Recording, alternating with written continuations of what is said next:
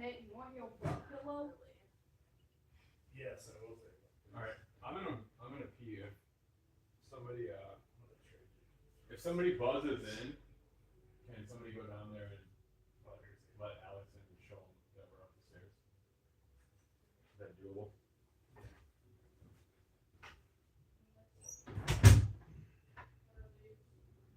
Where's all else?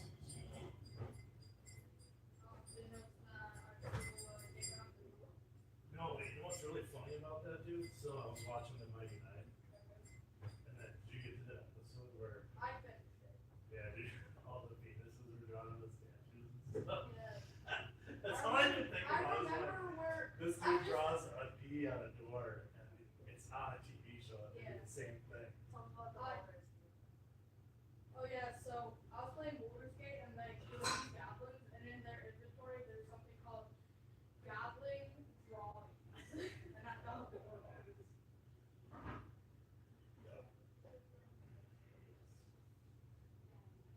I know, I got to that part of this, like, you gotta be kidding me.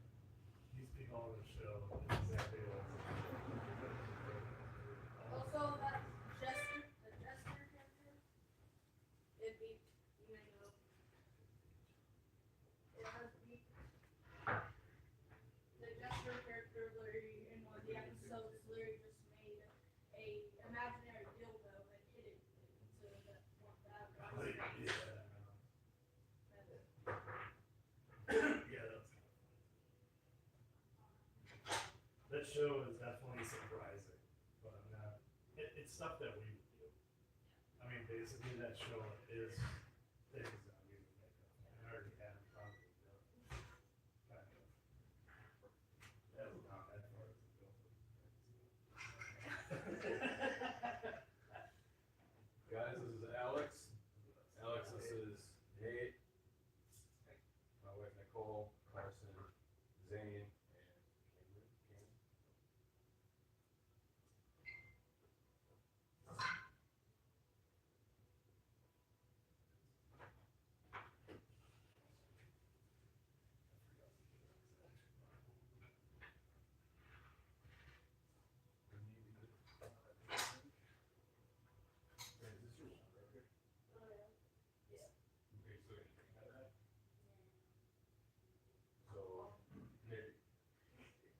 Hey, since you get up, you know what I'm saying?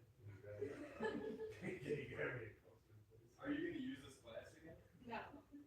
So it would probably be best in the sink. Yeah.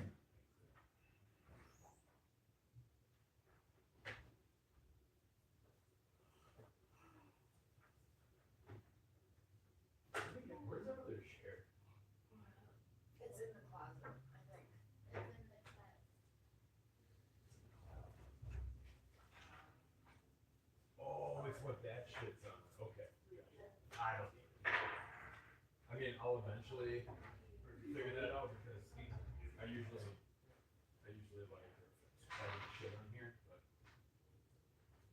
Do you want to just use this? I don't. Want to I use don't. my chair? Yeah, that's fun.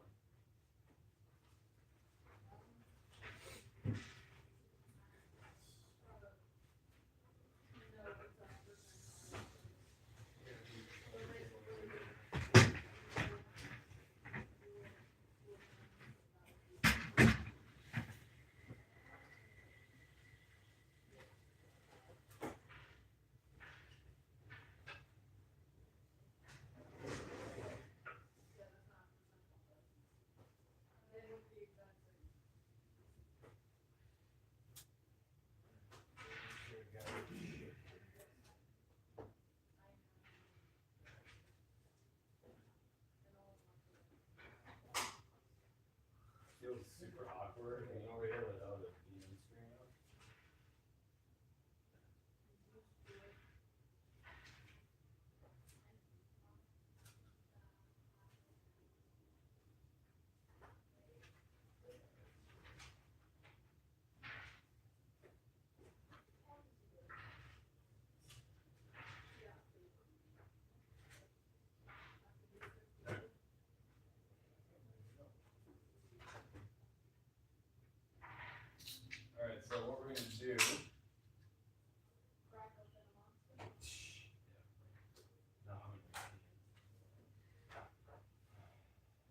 makes no sense to people because they don't know your habits yet. Okay, so we're gonna do campaign wrap up and like summary of our last campaign because there's some new players in here, just so they kind of get an idea for what any wrap up might be like. And then we're gonna talk about the new campaign and the new campaign setup, which will go over like the tone of that campaign, the flavor, just kind of all that shit. And then I'm gonna run through some of my DM style and changes that I'm gonna try with this next campaign. And get some of your opinions on that. Then we'll do some table etiquette stuff because that'll be towards the end because that's no fun. Schedule stuff because that's no fun. And then the very last thing that we'll get, the very last thing that we'll get to is character setup, some like rules setup. Seriously, Nicole? What is that noise? I've never heard her before. For your mom.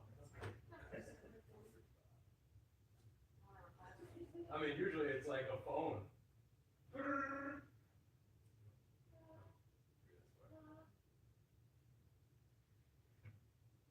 Alright. Yes, we'll end with character stuff. And that doesn't sound like a lot, but I'm hoping, I don't really know how long this is going to take, so if we get halfway through this, that's on me, I guess. So, first thing is there's two new players, obviously. Alex, have you played a little bit before or no? Okay. Okay. Not up to this half. Sure, okay. And Cam, you haven't played other than just like rolling dice and being fun at like shiny shit? Okay. So, the rule book for this game is fairly large, and it is it is a pretty rule-heavy game, but I guess before we even start with any of this, I would just say none of us remember all the rules all the time, so like if there's any anxiety or worry about like, I don't know how to fucking play this, and it's gonna get to my turn, and I'm not gonna know what to do. I mean, there's times where we get to Nate, and it takes him 5 minutes to figure out what he can do, wants to do, where he's like, what was this feature again? So, and I mean, there's shit that I forget too.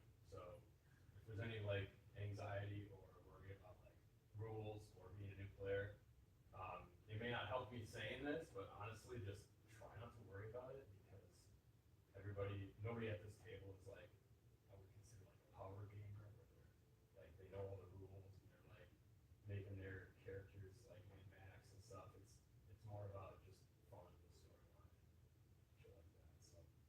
So, but that being said, if there are any questions or concerns throughout any of what we go through today, seriously, just bring it up and ask. Okay, so camping. Question. Wait. Are we gonna have a removable rod of this? And can we stick it up some of the side? Well, it's honestly not gonna be yours.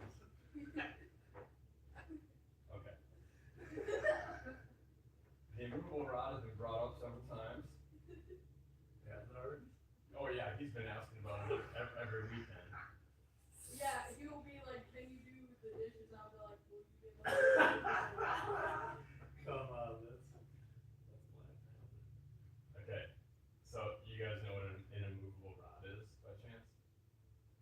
So it's this magical item which has no real powers to it, but basically there's like a button on it and you click the button.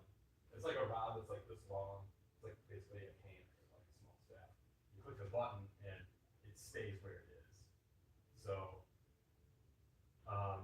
you could click it and just hang on it, or you could like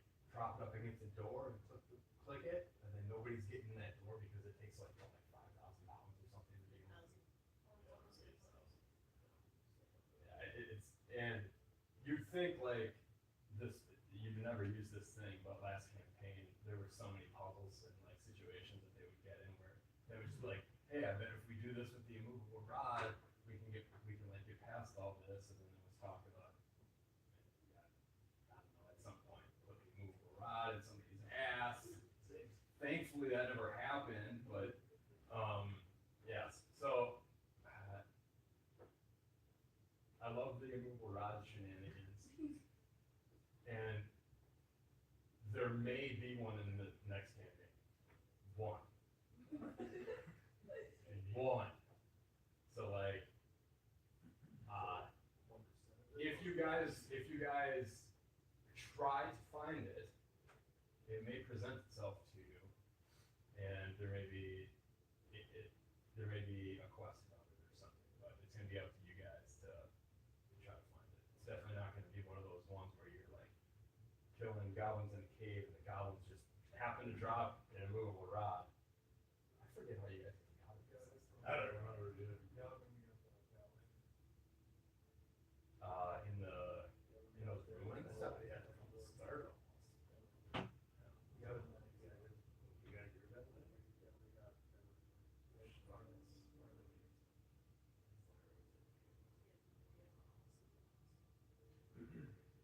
Well, I mean, Carson, we know what I'm looking for.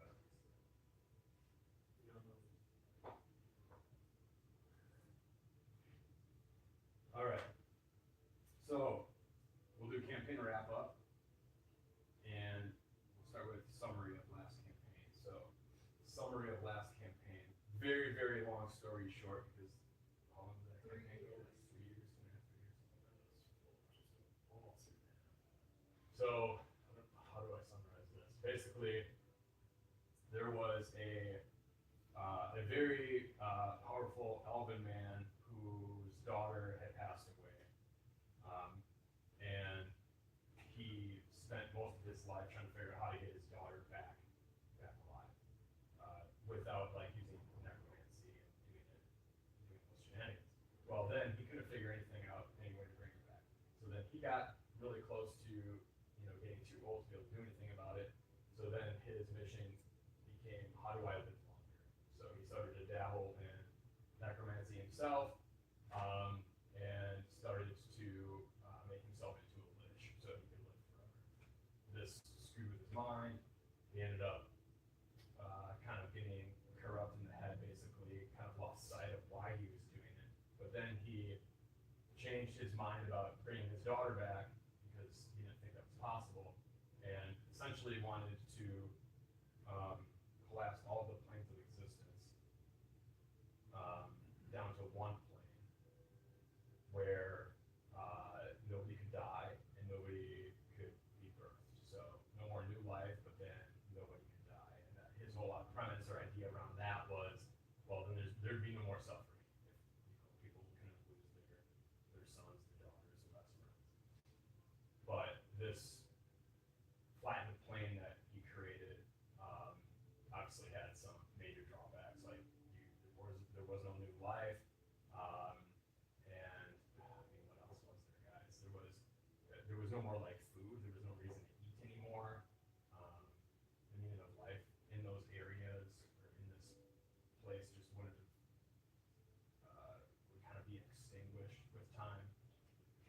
So the party found all this out and tried to stop him. And essentially, this lich started to create these bubbles around Faerun, and these bubbles were like what he called the Umbra, were areas where all the planes were flattened down into one. He created multiple bubbles, and those bubbles like kept expanding. So it was like a race against the clock. Like, hey, we need to like figure this out and kill this guy before all of the world is just completely flattened. Long story short, they get to the final boss, this big bad lich guy, and they die. Oh. Yes, every single one. So, the lich ended up winning out, and essentially he was successful in collapsing all the planes, which probably took a handful of years because those bubbles were slowly spreading. But he succeeded in his mission, and the players unfortunately failed. And because of the collapsed planes, most of the characters that did die, when they died, their souls had nowhere to go. They were just done. Except for two in the party had made a pact with Asmodeus, which is basically the devil, or the god of the nine hells. And so Alpheus and Zachron were ones who made pacts with him, and they were transported down to the nine hells to essentially try to wage war and figure this out another way. So that's kind of what happened. So part of campaign wrap up is me just wanting to open up the table. I know I went over a lot of what happened to the world and stuff at the end of the last session. I feel like I wrapped up kind of as best as I could with each one of your deaths and what may have happened and stuff, but it was like at the end of the session that happened. So if I don't know if anyone felt that it was kind of rushed, but I just want to open up the table if any of you players from that campaign had any questions about any loose ends, any questions about what happened to the world, their characters, or anything like that.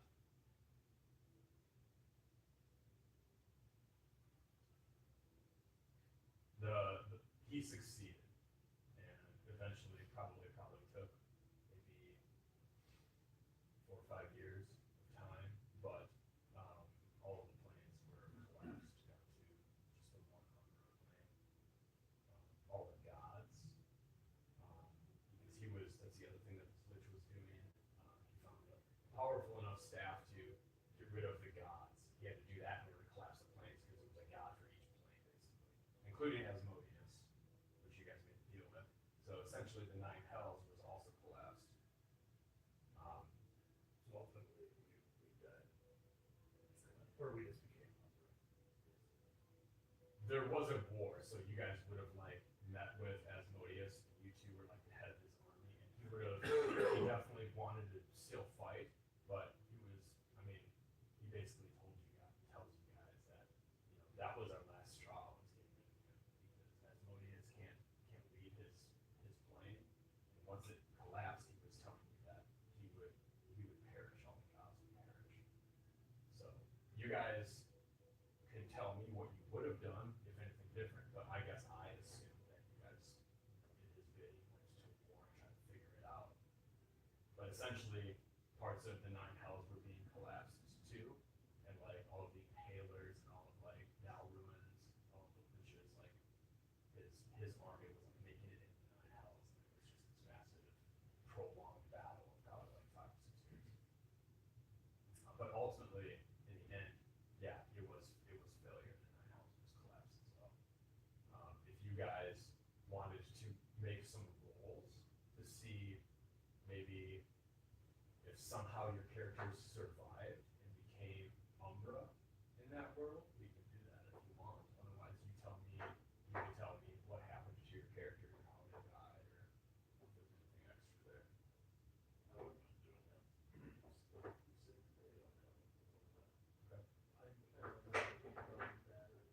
Is there a spot, in one of the bad days, taking the last 3 minutes?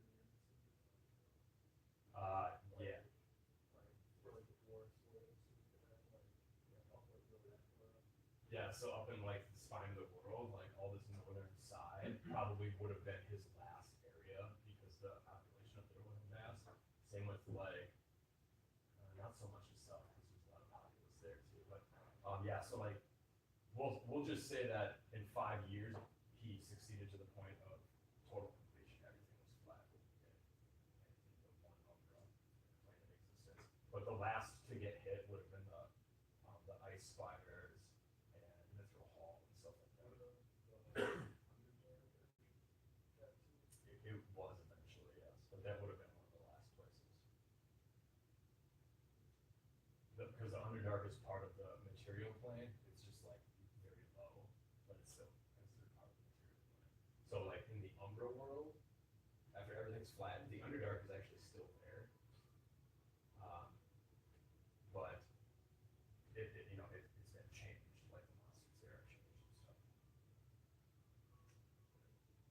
Was there anything that specific that you were wondering past that? Well, just trying to figure out when we're doing this because that You wanted to roll to see if. yeah. Okay. So, what does Alpheus? What are you kind of hoping for in the outcome of this, or would you have, when it got to the point where you realized like there was no return, would you have tried to kind of like let the Umbra take you so you could live on and maybe figure something out past that, or would you have done something different? I think Alpheus, even though he did gamble on that, lost. At some point, I feel like he would have said, "Screw you, as lawyers," and maybe went back to Melbourne and tried to make it on you at some point. Okay. And say, "Hey, I know that. I know eventually." I think he would have realized that eventually there was no winning. Something, it was the rest of the world's not fighting. Everything that I know is already gone. In my plane of existence, and if everything else is getting sucked into this, and it probably eventually, yeah, either allowing him to not, for me, not even just be fighting him again, and just letting him take over and let me become part of the Umbra. Okay. So in doing that, are you kind of wanting to side with Nell Ruin, or just Yeah. like yeah? Yeah, I think he would have. I feel like he would have just used that as a battle tactic almost.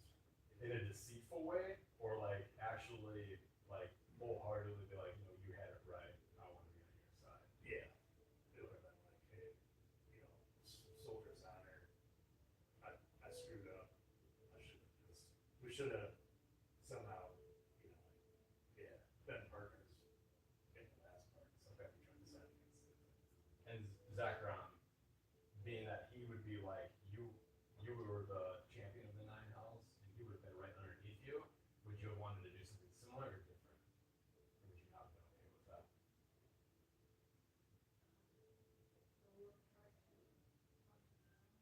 Hunt him down? Yeah. Okay, so I'll have where you're gonna actually make your character sheets for this. Well, no. This isn't gonna be super long, but there's a number of subjugation vanilla people down there.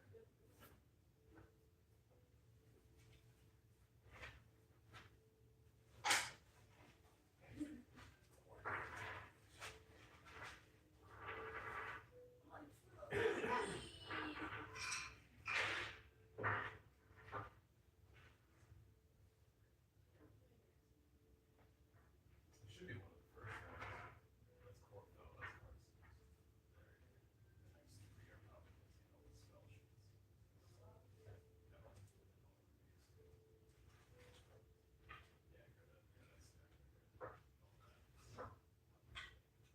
I'm gonna use my favorite dice for this. Okay, just to be clear, you guys won't be fighting each other because that might take a bit. But I'm gonna have you guys do some rolls to figure some things out. So I'm gonna have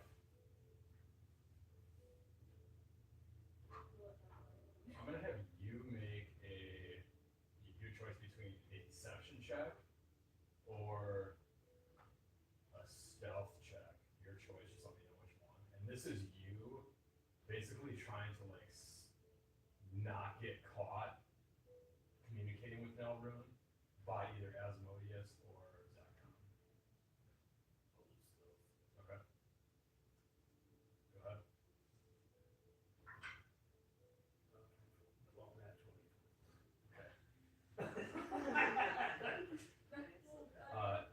Zachron, you can make an investigation check or a perception check against this. Basically, you need a nat 20 to even possibly check him.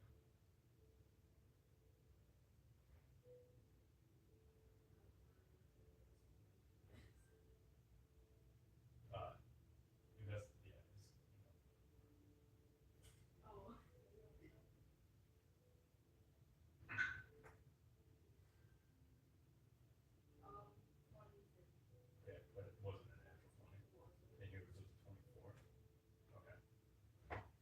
succeed in talking to no. Now I need you to make a persuasion check on that. You would, so being in the Asmodeus thing, you would also have like the ability to do Dark One's own luck. So you could use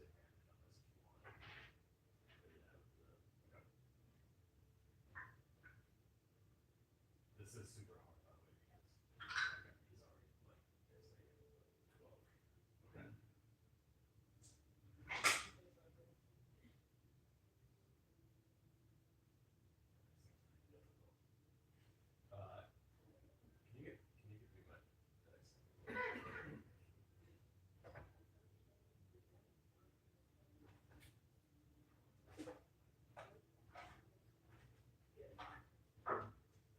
Alright, so I'll have him roll for, well, you wanna know what this roll is for, but it's for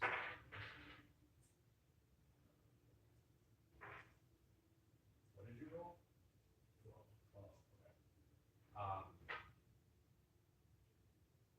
okay. Okay, you think it goes well. This is me talking. Yes, you think you believe it goes well. I will say, like that probably, Zachary, I'm gonna let you make, well, yeah. We'll say I won't say it succeeds, but you believe it succeeds, and he like pulls you over. And then, Zachary, you're saying that you would, eventually you would find this out. You just weren't able to stop it before it happened, and you're saying that you would go after him. Okay.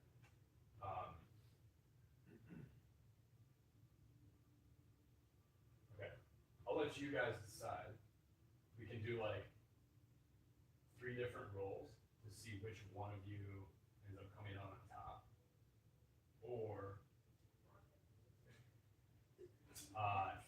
Or if you wanted to actually play this out, we could do that sometime in the next week or two. You guys could actually PvP. But I also feel like our relationship to the campaign, and also even after we became part of Asmodeus, I would have left a small like note by the for him to find. Okay. And that's how he knew that I went. Okay. Roll the notes there.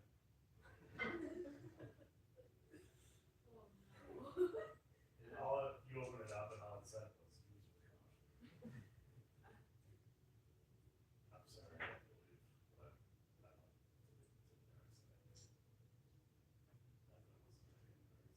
Are we still getting beer on Thursday? What? What did you say? Are we still getting beer on Thursday? Okay, so would you still hunt him down? Okay. So you guys tell me, do you want to solve that battle with just a couple of rolls? Or do you want to actually PvP it out another day? Yeah, let's do it. Okay. I don't know how to do this. So I think what we'll do here is you would be using, you're a warlock, so you'd be using magic, I'm assuming. Okay. And you're a fighter, so you'd be using melee combat. Well, and Yeah, that's where you have some magic. Yeah, dude. I can fly down. Okay, so you can use your charisma modifier for this, which is your Plus 5. your spell casting, and actually it would be your spell casting. So go to your next page. What's your spell casting? Is it like +8 or some shit? Plus 10. Okay, and you could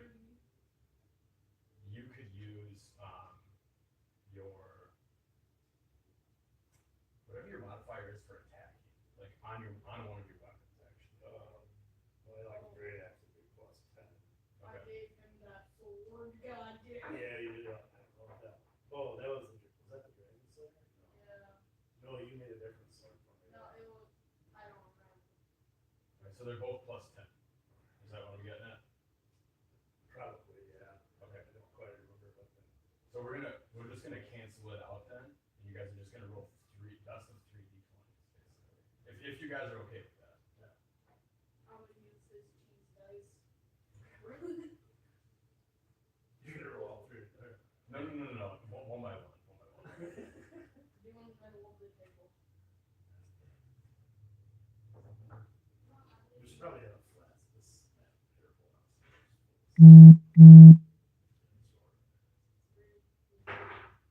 5. So 15. Yeah, we're just not doing the plus Yeah, because it doesn't matter, because They they're can't both. stand each other. Okay, that's not for Alpheus. 9. Okay. I will say this. 2 out of 3. I'm gonna. You guys can call me out on this if you don't think it's right, but I will say, since you're the one who did not betray Asmodeus, he might be able to help you out and give you advantage on one of these rolls, if you guys think it's okay. I'll do it on this next roll. Well, because he would have the same thing. He would have advantage on the guy who is or against. Something like that. Well, But I'd say dark one's luck, right? Yeah. He would have dark. Yeah, so he would have. so what did you just roll? Are you guys okay with that? Yeah. Yeah, so I rolled 2 15s. Okay. So you get to roll one more. No. Yeah. This is advantage on your second roll. 15. Oh, cool. That's an 11. The 11. Okay. The next So, Alpheus, do you kill him outright? Nope, while he's on his knees ready to die. one. Well, if he did that, I would chop your finger off and say that's all that's gonna happen, but I would say, brother, once again, we stand before each other. Well, they play tag. Brooking. Do you wish defeat or would you wish to Can we already man off? for sure? Okay, so I would say he asked for doubt, so Okay. All right. Well, that is okay. Noted. Zekrom stayed faithful to Asmodeus, and Alpheus went to Galilee. I need you to make 3 more rolls for BBK. I'm not gonna tell you what you did for. But See if your balls keep off. Just gotta make sure, bro.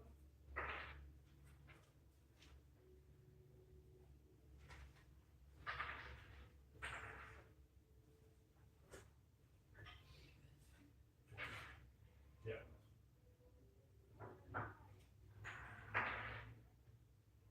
Okay. For a total. Okay. You would get plus 10 to this. Plus 30. Okay. Okay. One more.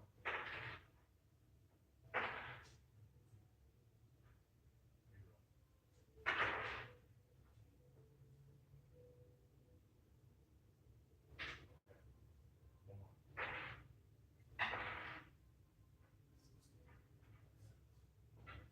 16. Yes. Yes. 26. Okay, got it. Cool.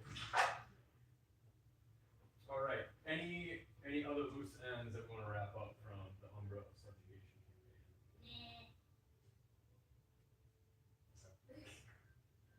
Well, so now we get to talk about the new campaign. So I'm just gonna go through a couple things here real quick, just so you guys kind of know like what we're gonna cover in this next section. So we're gonna go over. I have 2 setting ideas that I want to throw by you guys.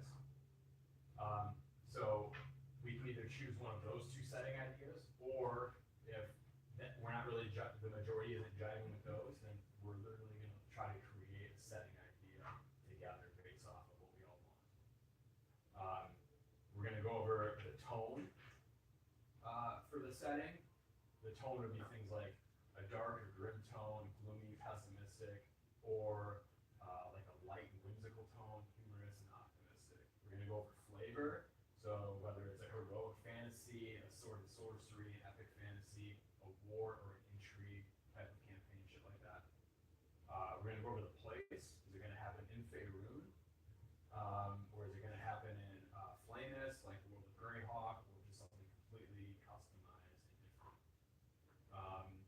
difficulty. We're gonna go over the 3 pillars of, shit, what was it called? The 3 pillars of, I'm gonna get you guys some notebook paper if you guys wanna write some of this down, but none of this you have to write down like right now, so. We're gonna go over the 3 pillars of what D&D are, which is combat, exploration, social interaction. We're gonna go over the accessibility of magic and technology, then the campaign length and player level and stuff like that. This is all stuff that we'll just like openly discuss. All of these things are nothing set in stone, and the whole purpose, really the main purpose of us getting together today is for this section, is to figure out what we all are kind of like looking for, what we all either enjoy most while playing D&D in those 3 pillars, or what we think, if you're new players, which one of those 3 pillars you think that you'll enjoy. Let me get you some college rule notebook paper though. You do not have to take notes on any of this if you don't want to, but I'm gonna give everybody something to write on. In case you want. So, and if you end up needing more, like,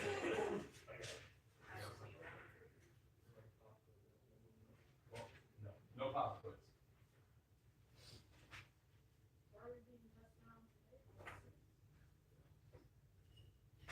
Yeah, right in your pencil and heavy shit.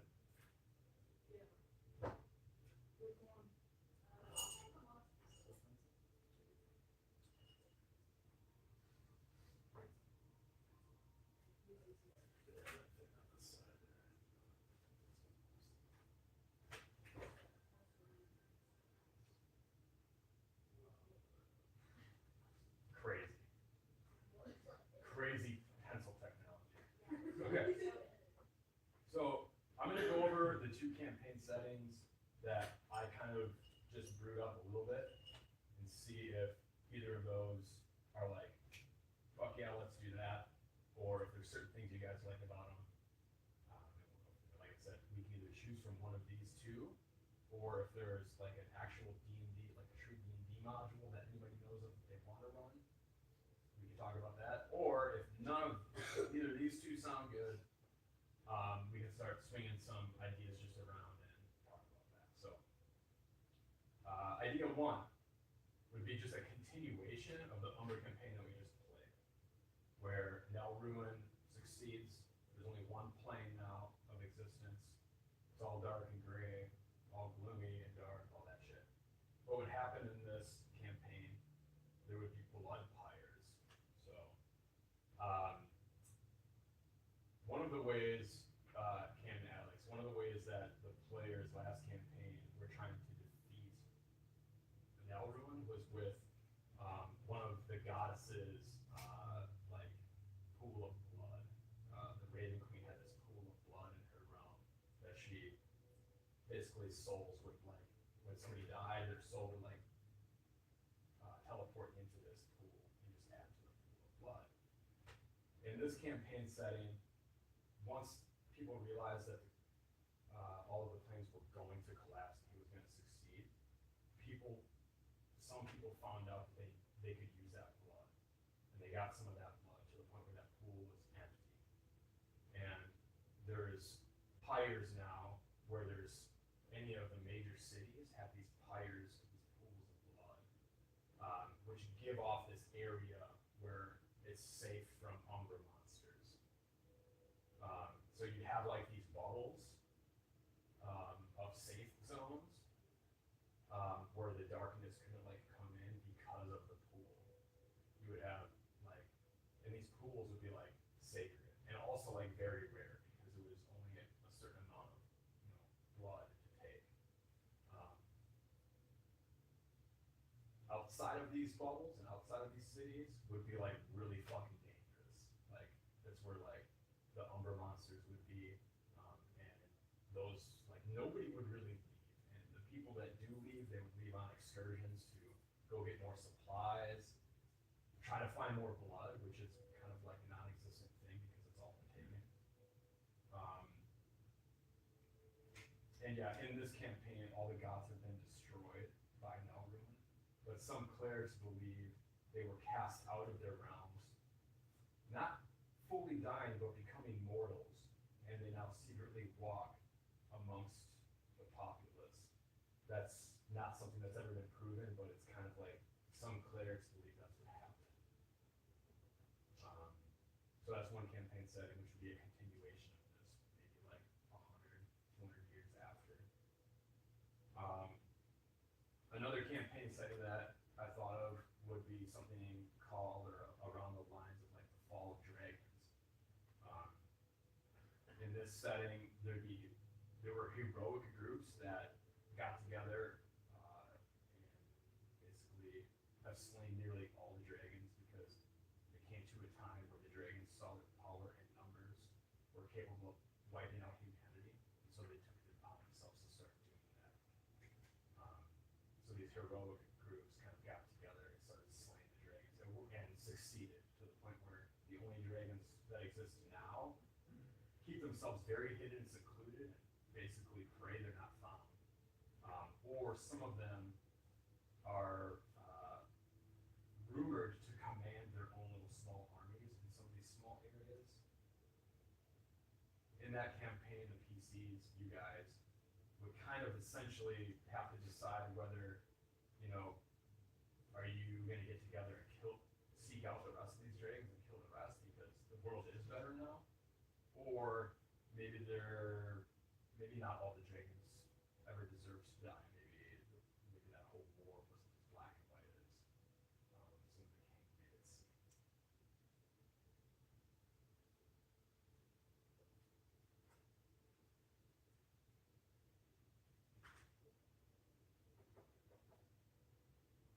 Or we can talk about making something and completely different than that up.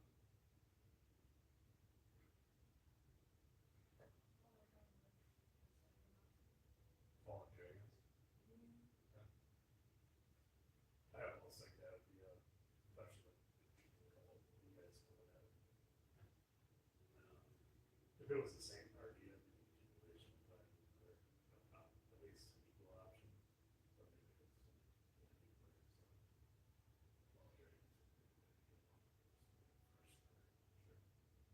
if we did this, if you guys did like the continuation of the Underworld, enough time would have passed to the point where like the world really would be different.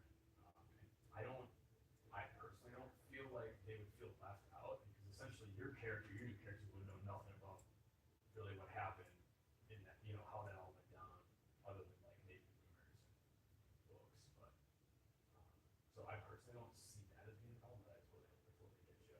You guys would kind of have, I guess, some rudimentary or some yeah.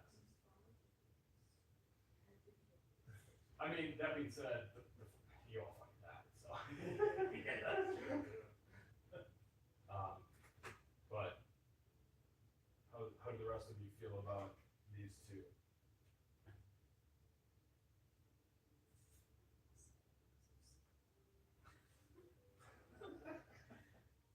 Oh, that hurts. You did terrible. I mean, it was cool. Oh. Okay. Anybody else? Cam, Alex, Carson? Carson?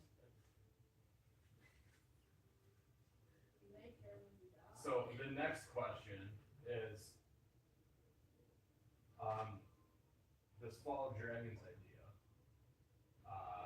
like on a scale of 1 to 10, like how excited does that sound compared to maybe something else? You know what I mean? Because if all of you are like between these two, I like the Fall of Dragons better, but like if I'm like gonna grade my excitement about it or how cool that sounds, I'd say like a 5. Then, and that's kind of like what most of you would say. Then I would say like, okay, there's room there. We should maybe think of something else. Yeah.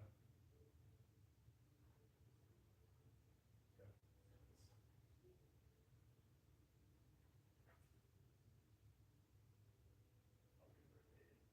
I'll give it an 8. Oh, man.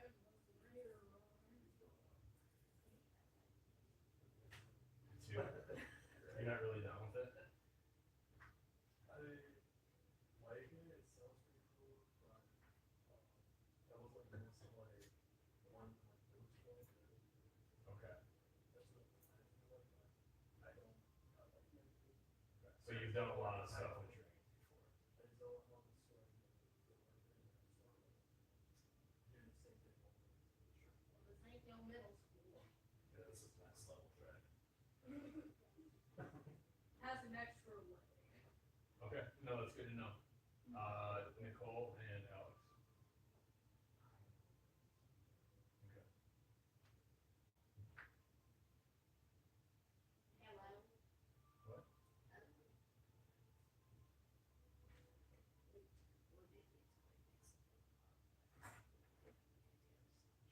Well, we can take this idea and also like create some. I mean, there's a lot of different things that we need to create together too, based on just the campaign.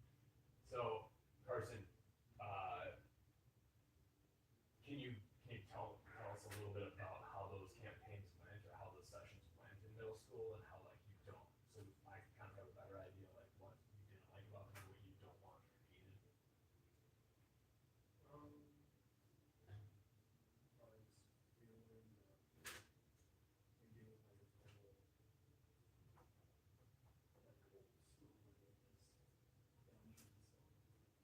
classic. And that's what you. That's what. That's what I would say. Okay. Okay. Well, I got a question on this one. So I guess more or less for you. If our role in this one, it wouldn't be I mean, would our main role be looking for the dragons that are hidden, or would that be? Sure. So that's getting a little bit ahead on something else, but we can talk about that right now. So I'm just curious because maybe that would spark a little more interest. Or it would make it seem like it wasn't something like that. So this is just the setting.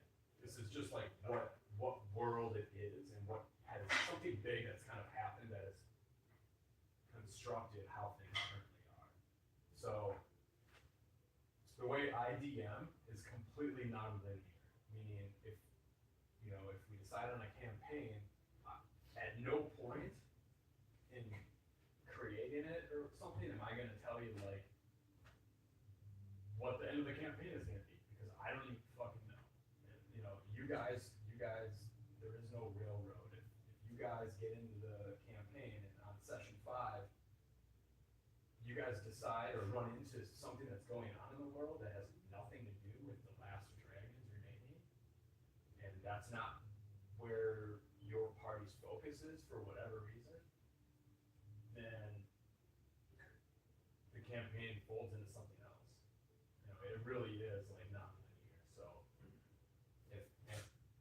if you guys decide to go this way or that way, it is what it is. So yeah, I mean, we don't have to come up with how in what direction is the story going to go today, because that could change and probably should, depending on how things go. So think of the campaign setting as more of like what kind of world we want to like play, what kind of sandbox we want to play. Whereas, when you think of it that way, the Umbra campaign is a more like grim dark setting, like Dark Souls kind of setting. Whereas this Fall of Dragons, in my head, it's more of like an epic fantasy setting.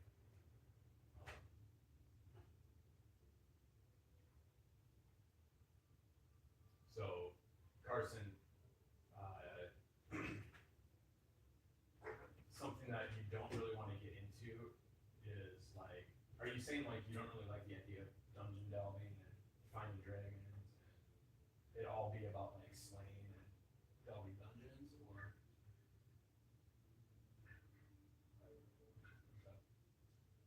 The idea of saving the last dragons or finding the last dragons and killing them all, that doesn't really sound appealing to you though. Like I said, it's not like a good idea, but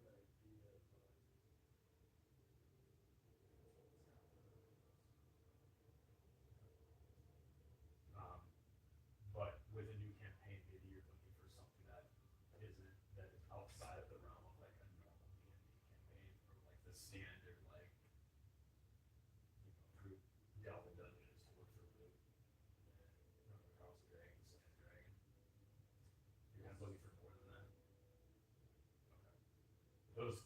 those sessions that you ran in middle school, was it mostly like, okay, today we're delving in, today we're killing a dragon, or was it more than that? Was it like one shots? Maybe once we got Okay. Does the idea of playing in a world where there aren't many dragons, they are rare, and there was a war around killing them, does that seem, do you have any problems with that?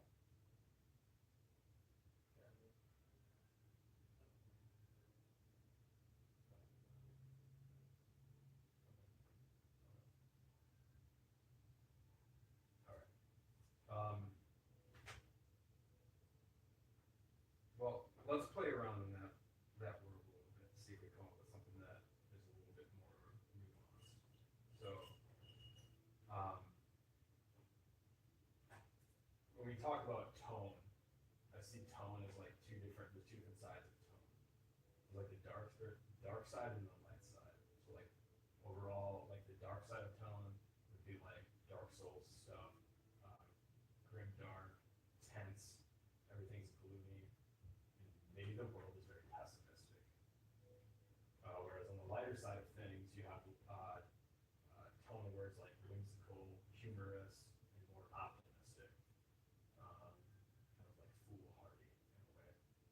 I feel like last campaign, it went to like very pessimistic and grim dark, but there was still like good humor. So,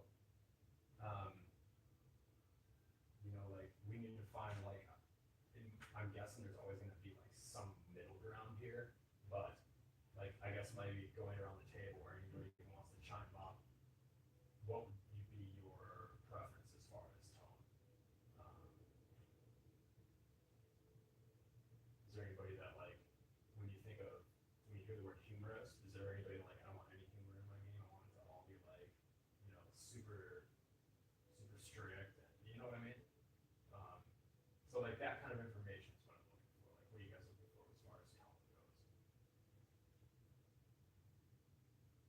Well, if the light humor side is on the left, I would say anywhere between middle and or the left. Okay. Okay. Got it. Okay. But I do agree there would be middle ground, yes. Sure. Yeah. Okay, so that's a good way to do that. I'm just gonna make a line here, kind of make a mark where Nathaniel wants Is that your new game? My mom calls me that. Consider me your Okay, yeah, 'cause I feel like even the last campaign we had a pretty good balance of it. oh yeah. Some oddball characters and then oddball characters.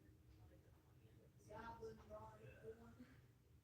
Yeah, like when that says shit. So yeah, if we can go around, that would be a good idea. So if you had to like place where you kind of would like the campaign between like light, dark, or in the middle, where would you kind of put your sliding?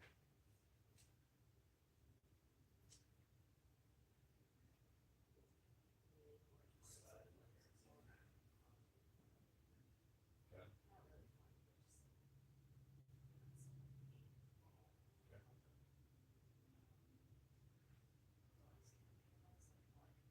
Yeah, especially towards the end. Yeah. Okay. You know, old school, because it's like a bunch of, And the other was pretty subtle. So like right here, would you say? You're like, oh, this is dark. Oh, Hit okay. the Wow! hit the Right, wire. around there? The markers are even high. With the video. One page is just the intention. All right, Carson, somewhere between light and dark, where would you put it? Right in the middle. Okay.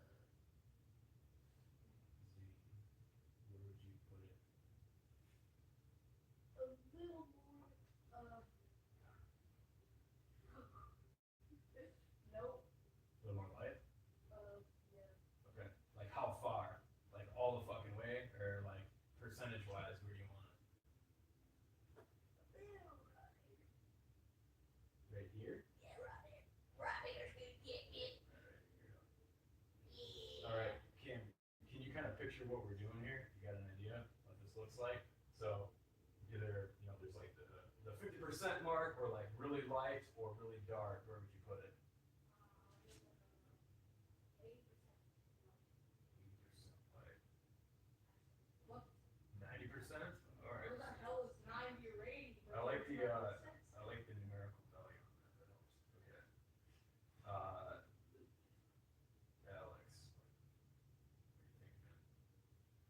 think, man?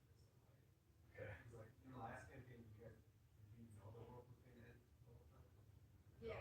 I mean, half no, the time. So it like built up and then became completely dark and crushing? Yes. Yeah. Yeah, it was very, and yeah, and I mean that's why this helps too, because like if nobody is way towards, like, since there's not a lot like in the middle, if it's more light, I mean obviously things gotta get bad probably, right? But this helps me a lot. Whereas like like Nicole was saying, by the end of last campaign, it was fucking dour, man. It was pretty bleak. So like you said, like 75. Yeah. Okay. Story also kind of, it can change like you said. Sure. Okay. Gotcha. Okay. So in the that's a good point. So so are you saying? Am I hearing you right? When you say like maybe whatever happens, it's not like apocalyptic. Like the big problem in the campaign doesn't end up being apocalyptic, or could it? That's just an option. Gotcha. Okay. Because, Okay. Is there anybody like when they hear that, like, do you not want your main problems to become that big, or is that okay?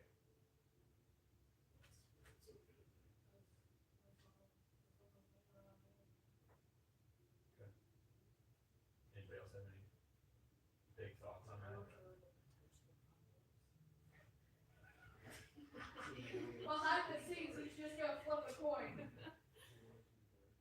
It'll just be like some blinding holy light that takes over the world or something. It'll be like the complete opposite of last campaign. I'm just kidding. The dragon just Okay. comes up. Here's a Potentially apocalyptic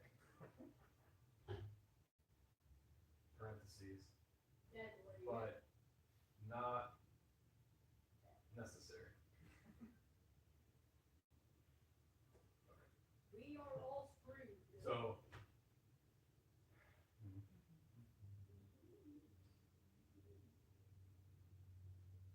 can talk about flavor a little bit now, but this gets a little hard because I personally feel like flavor kind of blends in with tone. So I'm gonna break this up. As far as flavor goes, think of like these as the options, like epic, heroic, fantasy, like sword and sorcery fantasy. That's very broad. Or like there's some more specific things like war is one, intrigue is another. So when you guys think of the campaign as a whole, there's the idea of there being a lot of like war in the campaign setting. Does that sound like really, does that sound interesting to you, or do you not want to deal too much with like, you know, war and intrigue, being like talking to this king, trying to like get them to swing this way, or yeah, like plot intrigue, like wars and stuff like that. Does that sound like interesting or not interesting? Really, because they killed almost every dragon they could find. Because they're being too powerful, they wouldn't like matters to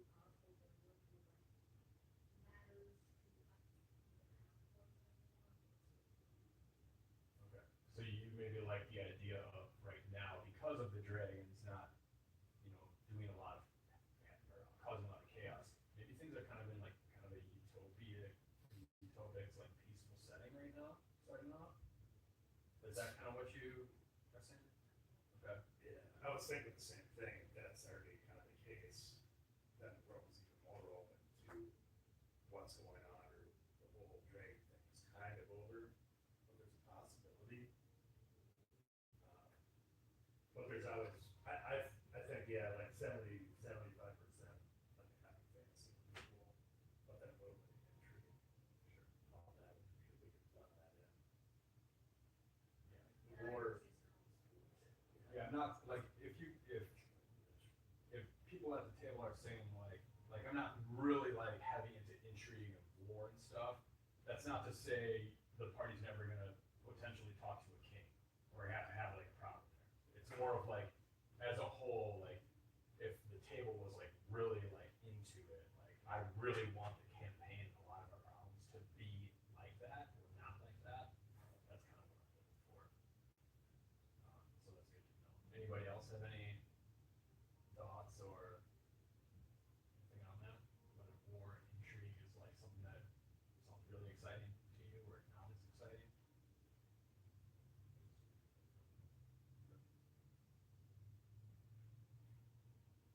Just a thumbs up, like you kind of like what everybody else is saying? Okay.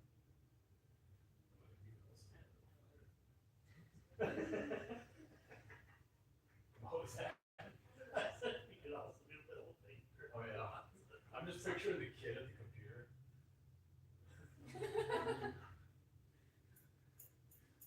Carson, any comments on war and intrigue?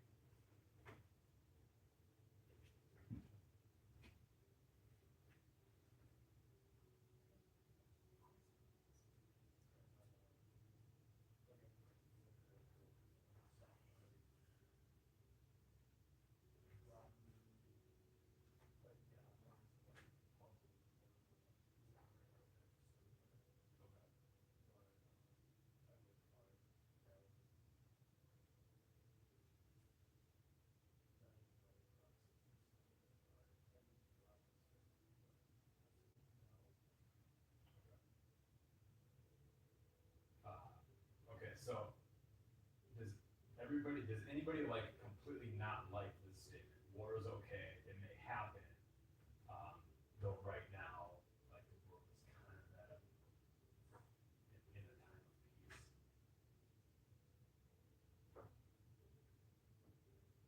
As far as like, big civilizations and stuff.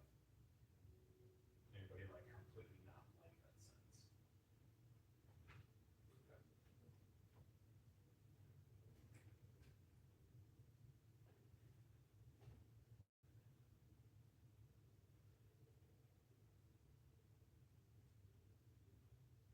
I'm also gonna add then that this makes it seem that the fall of dragons was a success.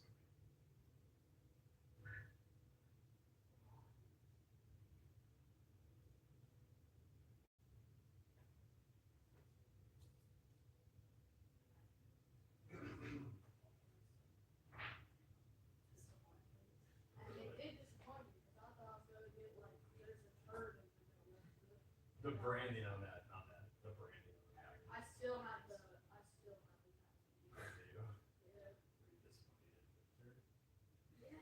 Yeah, he was like, I'm disappointed that these aren't disappointing. Yeah.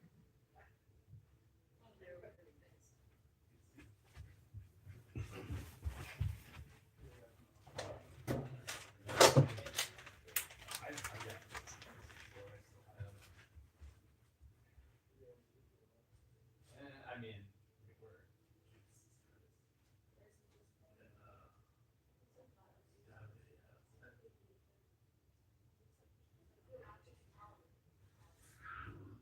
Okay. Let's talk about place. And what I mean by this is, like, the map you see in front of you is Faerun, and kind of part of the Sword Coast. Faerun is basically like Gary Gygax's like original D&D world. So this is one place, Faerun. Another place is the world of Greyhawk, known as Linnaeus. I do have a map of that, but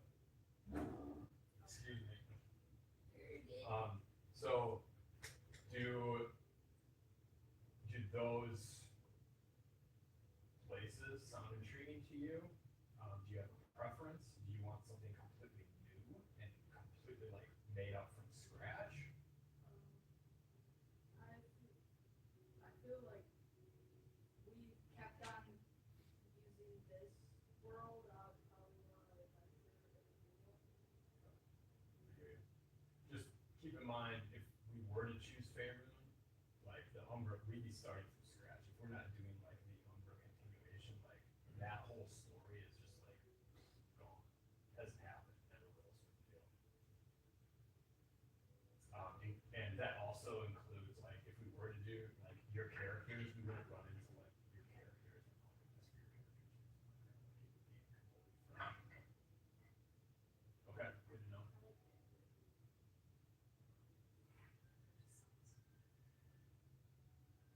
I like good stuff. Sure. Carson, Nate, What's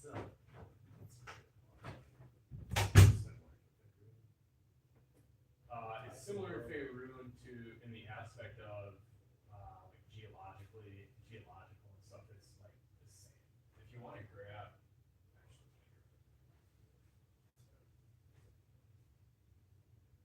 I'll also be honest.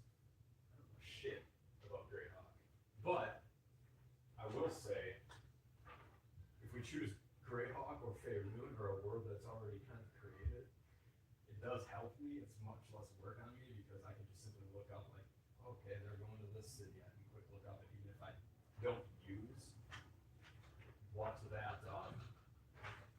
what that city is actually like, like Wikipedia or something. I can at least use like quick access to names and stuff like that, which is helpful. But this is the world of Greyhawk.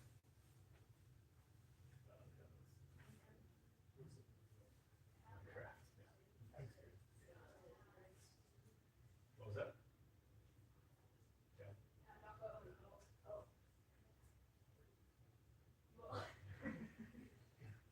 Well, would it just be a plot of land then? Yeah. I know, like Faerun. I mean, for those that haven't played, you probably don't share the same thought that they do on Faerun. But this, I will say that the land of Greyhawk is very much like Faerun. It's just different now. Yeah. That's in Faerun. That's not on here.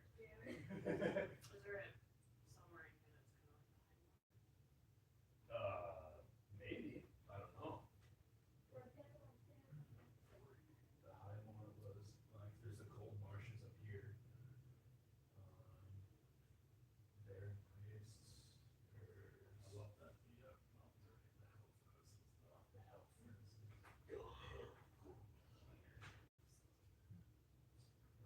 The Rushmores. Here's a moor right here. Yeah, the vast swamp. That's what it is. Yes. Swamp. It's You pretty- have horror. After city would be good. Everyone's just sharing depression. If you're alone, then that's what you need. Why is everything named after the dry stuff, like sea of clouds, desert dry? It's pretty dry on that side.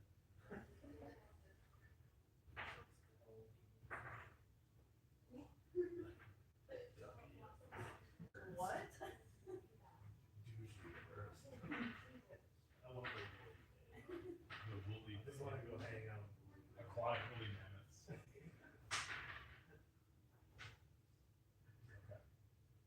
Is there anybody opposed to leaving Faerun?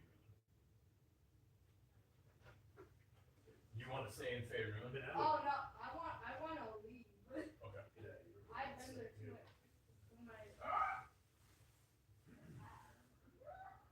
Okay. All right, let's do that then. Cool. Alright.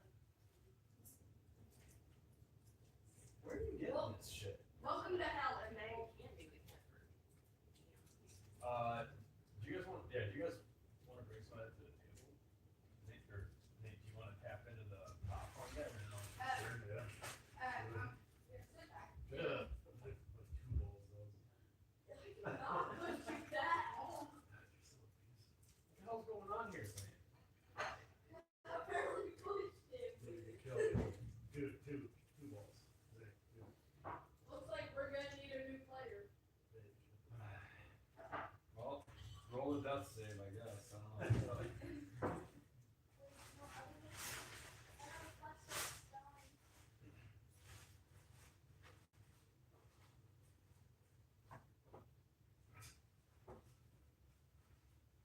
take this opportunity to pee since he's gonna take 5 minutes to get this popcorn. If anybody needs to use the restroom, it's back here. Yeah. Now that he's gone, let's leave. Is there anybody?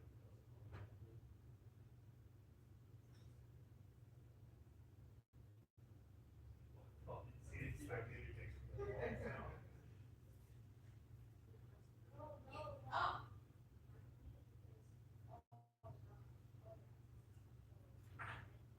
I rolled a 20. We got like 5 bucks in there.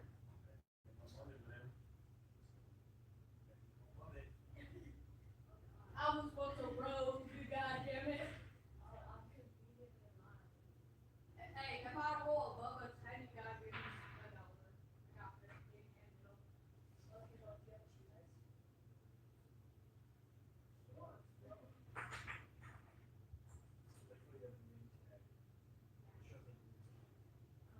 No, he's been doing that. You should always be good.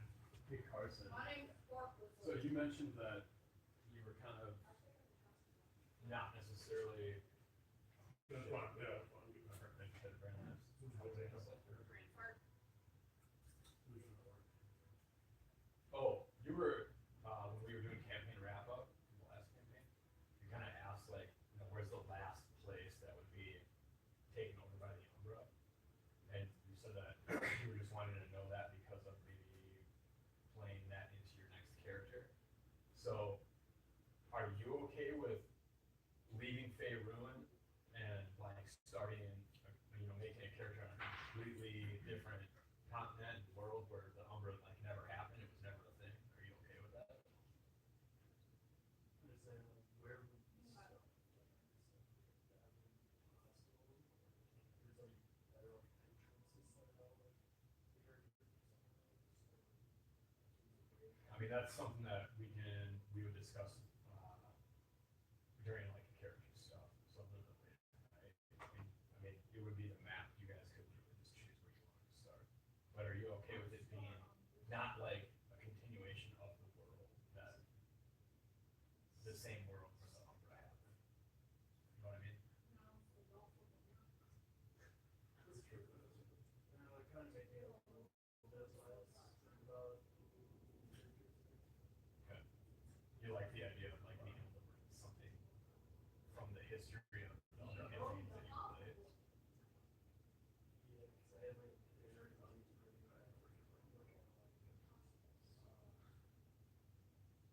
because I had like very deep Would it help if there's kind of like an Underdark area to this world too? Would that kind of make up for that?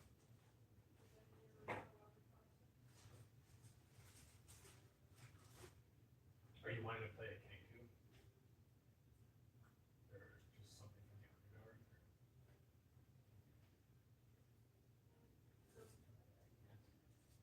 I would say that I'm totally down for playing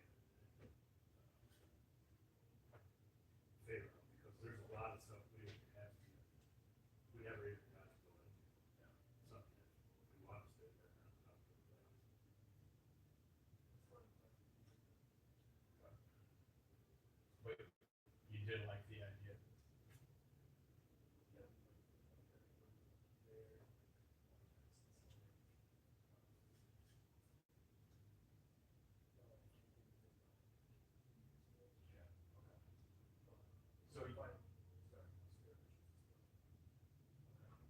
So maybe when we get to character creation, we can figure out what you liked about that and make sure that we're bringing that into this world. Would you be okay with that? I don't think they would see what I'm fine with whatever that. Okay. You sure?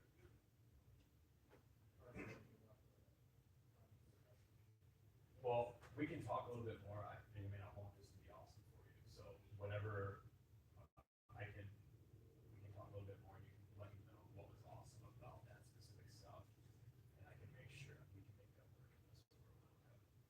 work in this world. Welcome to D&D, guys. Okay.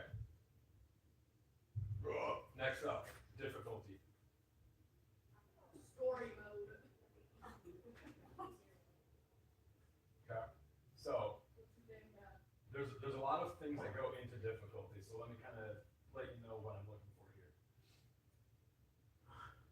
We need to talk about whether overall, like how difficult we want the campaign, and also whether we want the difficulty static or ramping. Meaning if it's static, it's like it's either easy all the way through, like even at the end, or it's hard all the way through, even at the end. But meaning if it's static, it's just as hard at level 3 as it is at level 15. Or ramping would be where like things, tend to be maybe a little easier during the start, but then really difficult at the end. Now, there's obviously some nuances to this. Hold on. There's obviously some nuances to this because, if you guys get in a situation where you guys aren't being smart, obviously that's going to make the difficulty hard, even if you guys want, somewhat of an easy campaign, right? So like some of this is dependent on, what was that? Yes. Yes. We all But- suck at this. But overall, there's still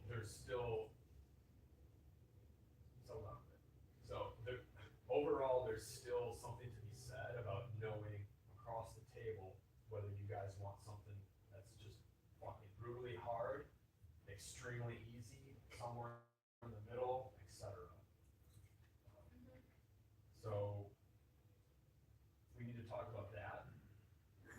And the other thing that I want to talk about before we kind of go around the table and open this up for open discussion about difficulty, I want to talk about player death.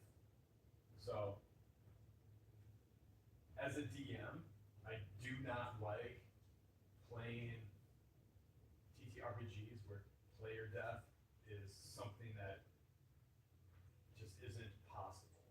And the reason for that is because I think player death, or that the possibility of player death, is extremely important. The reason for that is if you guys get in a situation where you're level 2 and you know that there's this troll in this cave, and this troll is 30 feet tall, and he's killed 30 people, 30 villagers already, and you guys are like, we're gonna go kill that fucking troll.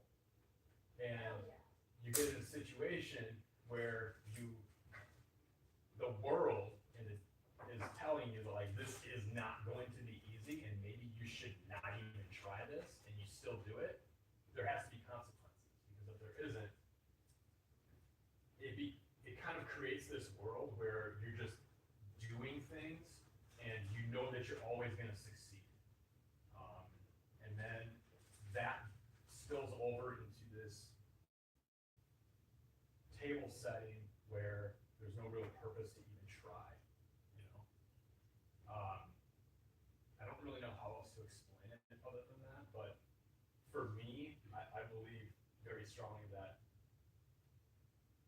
you players being worried is very important.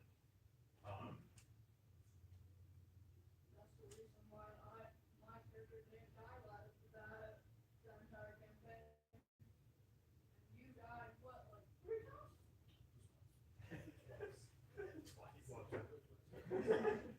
So the other thing with that is, we'll talk about how I like to handle player death, or how I've done it in the past. And if we need to make tweaks to that, we can. But the other thing that worries me about player death and difficulty is another thing that's just as important as player death being a possibility and you guys being worried. What's just as important to that is you guys caring about your characters. So I don't want to create a world where it's so difficult that you guys are constantly dying and constantly making new characters, because then you're just gonna start to feel like, okay, well, why even like really care about this character's backstory or this character's goals? In 3 sessions it probably isn't gonna be 5 anyways. That's bad, because you guys want to care about these characters So there is the worry of losing the character. You know, you don't want to lose the character. That would suck because this character has these goals they're trying to accomplish. So both of those are really important, and there's like that fine line that needs to be written, I guess. That being said, moral of the story, what I'm telling all of you right now is if you're a player that is looking for a table where your character just is not going to die, like, and you're looking for just a fun time where there's no possible character death, where you're going to have to make a character, then this might not be the table for you.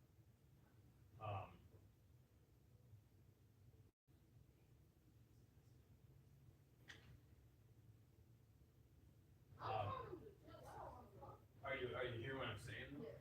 Are you? Yeah. Okay. Yeah, it's talking about like where that's like go back to Mars, go back to species, die much, don't die much. Sorry, all you heard was popcorn, popcorn, popcorn, I need popcorn. So, that being all said, is there anybody here that is like in that boat where it's like, I don't really want to play a campaign where my character can die? I mean, no, Zane is a good example. Like, he was really like attached to Zekrom. He did not want Zekrom to die. And there were a couple parts in the last campaign where it was looking real grim. And you know, Zane, it was hard for Zane. He's like, I really don't want this to happen. I'm like, oh shit, this is gonna come down to dice rolls. And it's like, I mean, but that's a good thing. Like that's a good place to be, right? Because that's what makes this interesting and like worthwhile. And also, when you do kill the badass or the bad guy, that's what makes that rewarding. That's what, like, hell yeah, we did it.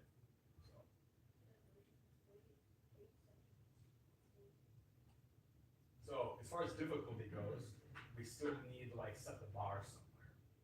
And I still need to know whether you guys would like it kind of like static or rampant.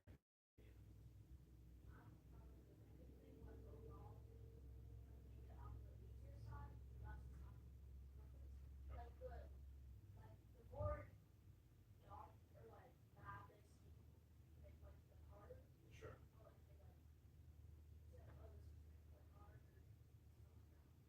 I think like ramping, but like it depends on like how we're rating and like those two sections. If we're trying to like play safe for like, let's say for like 3 sessions we're just trying to play safe, but in like these 5 sessions we're in like a place that could be like dangerous and we want it to be. Those are the spots where you think it makes sense to have that ramp a little bit. Is that what you're saying? Yeah, so just to add to that real quick, like, I have completely failed if you guys get in a situation where it's like, oh shit, we're gonna TPK, and you guys had no idea that it might be dangerous. Like, I'll never say like, hey guys, you might not want to do this. I'll never say that, but the world will tell you that. Like there will be I will tell you indirectly that this might be a bad idea, and you guys can take it from there, whatever you choose. Right. I like the idea, like, you know, if we're doing something and there's pool of water over here, like, well, hey, I'm gonna go take a bath. Oh, there's a giant octopus in there. I mean, yeah, I mean, that can happen. Oh yeah, for sure. Like the alligator and shit. Also, there's a giant alligator in the mountains. Yeah. You know, I mean, yeah, that's the way it should be. I mean, We sometimes, should. yeah, I get what I think what you're saying is sometimes it is dice rolls. Like sometimes I have you guys roll dice depending on like how, if you're gonna run into dangers or not. And then I roll on a fucking table of what the danger is gonna be. And sometimes that's an oh shit moment. So sometimes that does happen. But even when that does happen, also keep in mind that fleeing is always an option, unless you're like trapped in some spider's lair or something where you would know fleeing probably isn't gonna be an option. Running your ass away is always an option. To attempt, at least. So. Okay.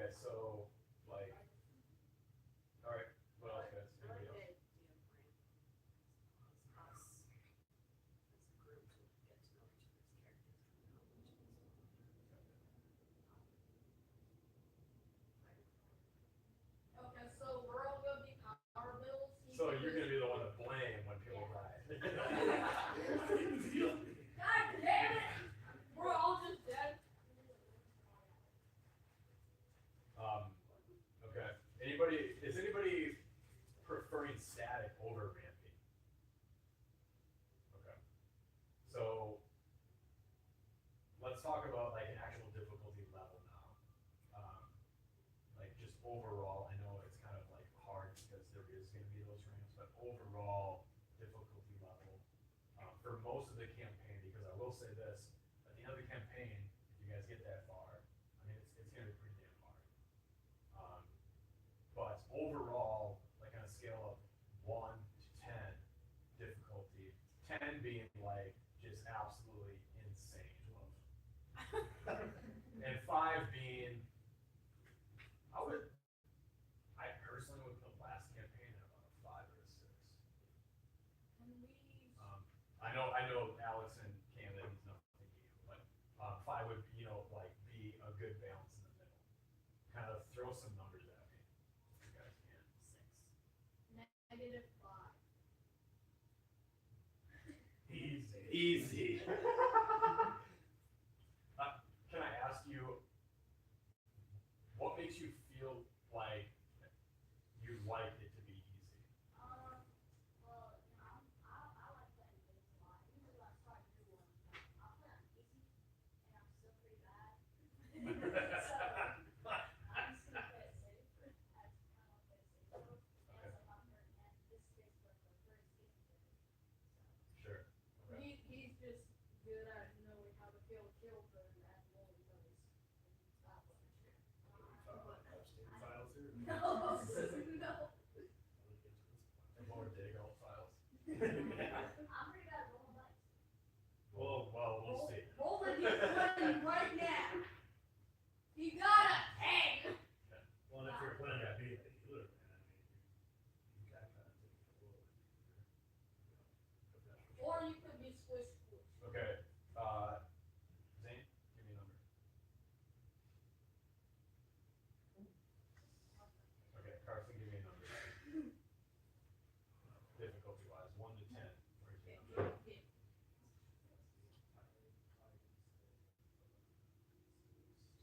Okay. And Alex, Zane, and Zane.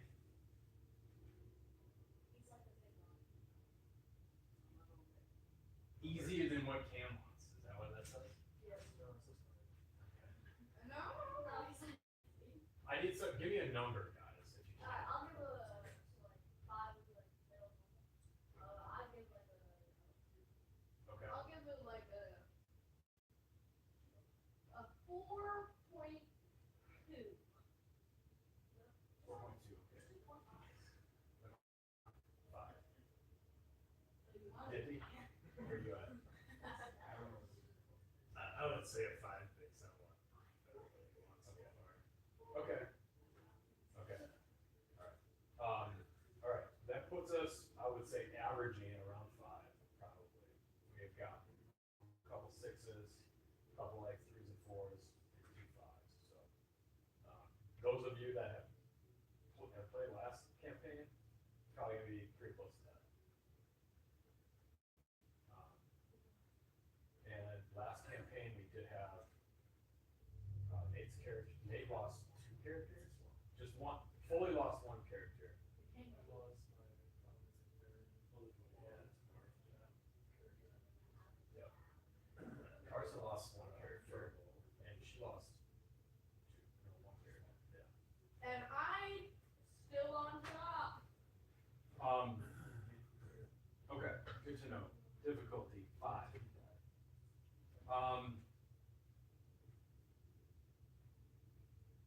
Okay, the pillars, the 3 pillars. We got combat, exploration, social interaction. So these 3 pillars, about, they sound pretty simple. Combat, exploration, social interaction. Unfortunately, there's a lot of nuance there because you can go exploring and end up in combat, or you can be in a social interaction and end up in combat. But think of combat as, combat, wars, rolling to attack, seeking out combat, or, kind of constantly having things attacking you or trying to attack you. Exploration, think of going into a vast desert or a marsh area or a forest to specifically look for something, or maybe it's a place that hasn't been explored, a ruin that hasn't been explored, and you're just looking to explore to see what you find, or there's an actual specific thing there that you are trying to find. exploration could also be, I mean, it could be in the city. Think of exploration as like dungeon delving. There's some combat there usually, but not always. Then there's social interaction. This is talking to a king about maybe something that he is requesting you to do. This is walking up to a beggar on the street, searching for information. Social interactions would be going into a tavern, open ears, kind of listening for the gossip. Social interactions would be, what else was I gonna say? But A stepping stone of the thing. Like, we know what's happening through this.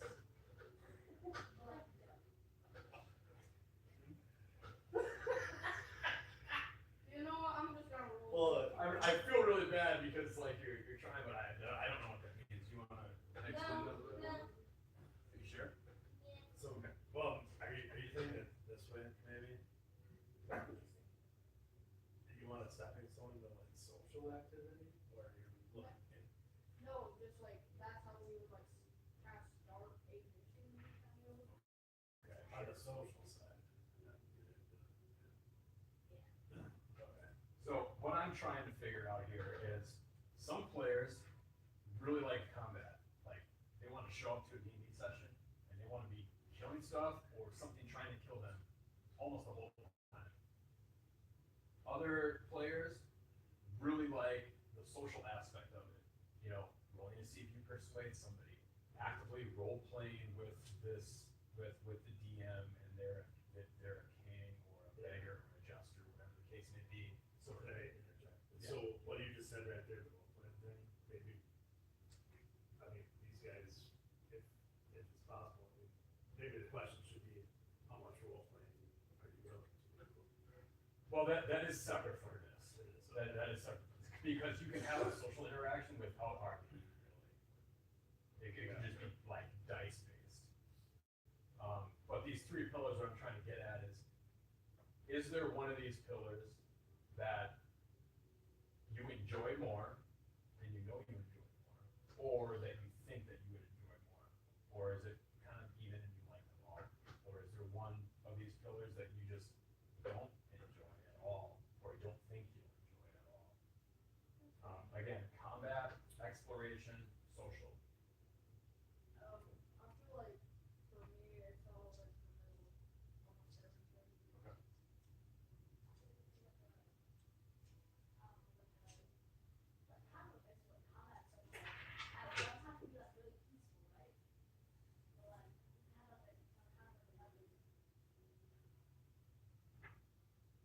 almost everything.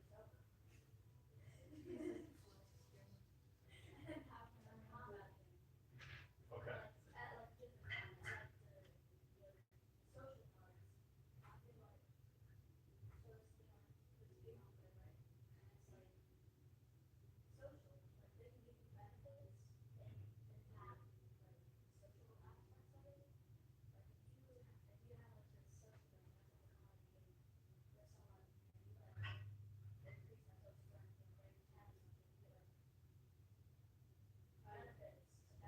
Sure.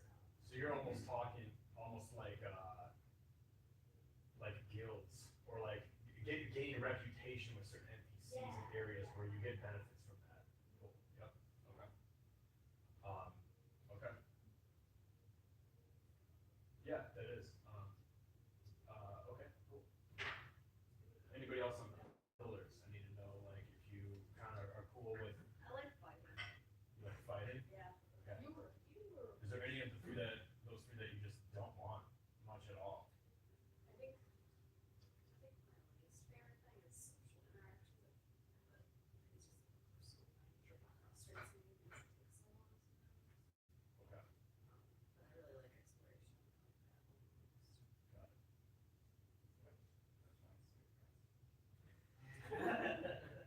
Okay, so you kind of feel the same as what, okay, gotcha. Okay, Nate?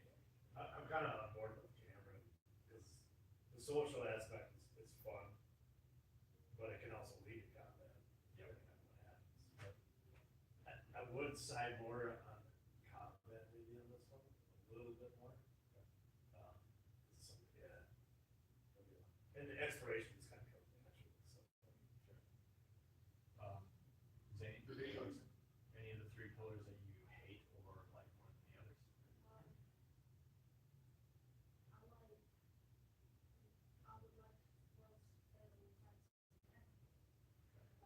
fence. And what else do you like? Like video games. Okay, Carson. I do like animal movie, I'm more, I don't really like super loud, so sure, I would rather like, battle a little more. Got it. So, at most tables, again, this is a spectrum too, right? Because there's no way to really play D&D without social interaction. There's no way to play D&D without exploration. And out of all three pillars, it's probably easier to have a D&D campaign where there's no combat than there is to have no social interaction or exploration. Yeah. Let me finish. So, okay, that's good to know, guys. It's gonna be a spectrum. There's gonna be times when we show up at the table, and there might not be any social interaction for that session. There might be a session here or there where most of it's social interaction, and there might be a session here or there where it's, I mean, sometimes combat takes hours. So,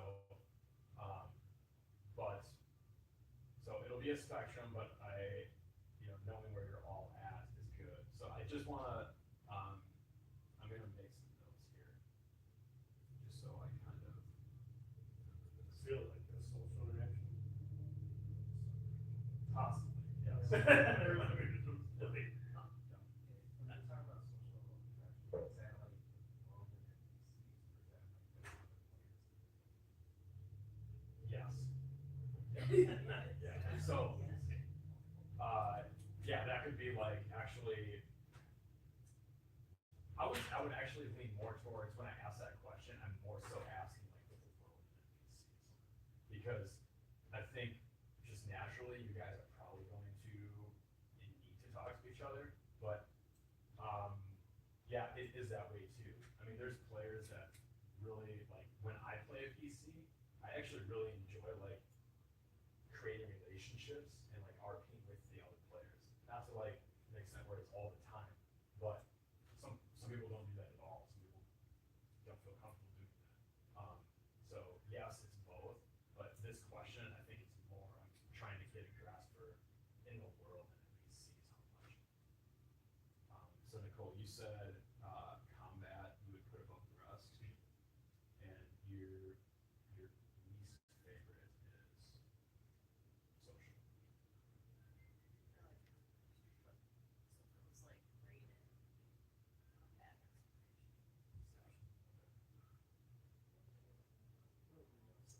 Okay, Cameron. Rank them in order for me, man. Combat, exploration, social. Like, your favorite, what you think you're most excited for to the least excited. Well, I love them all. Okay, you can say like the same across the board if you want. I'm good at combat. Okay, which is the first or last? Last. Okay. Exploration too. Okay. And Got it. Okay. Zane. Rank. combat, first one. Yep. Plus infantry. And exploration last. Exploration last. And Social, no? yeah. Okay. Carson. Rank them like combat, social, exploration.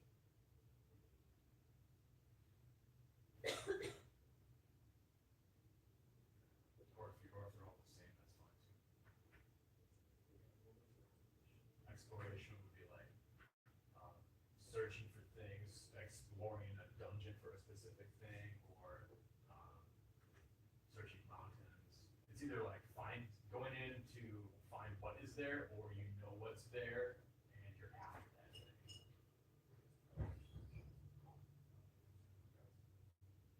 What about a second or a third, or are the next two about the same? Okay.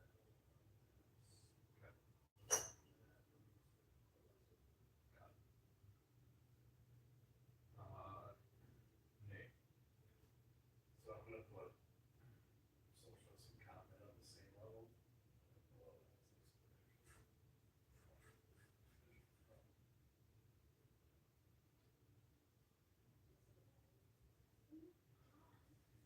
Need somebody to drink out? No, no. Cam, that water that was in there, was there still some in there? Okay, can you, I think that door sucks, it's not you, trust me.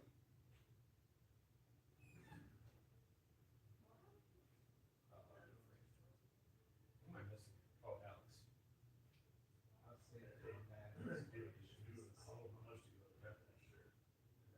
Social, because it's, you know, that's gonna really stretch the back out. How does even stretch your shirt out to look like this? With that, okay. Well, then you put it on, man.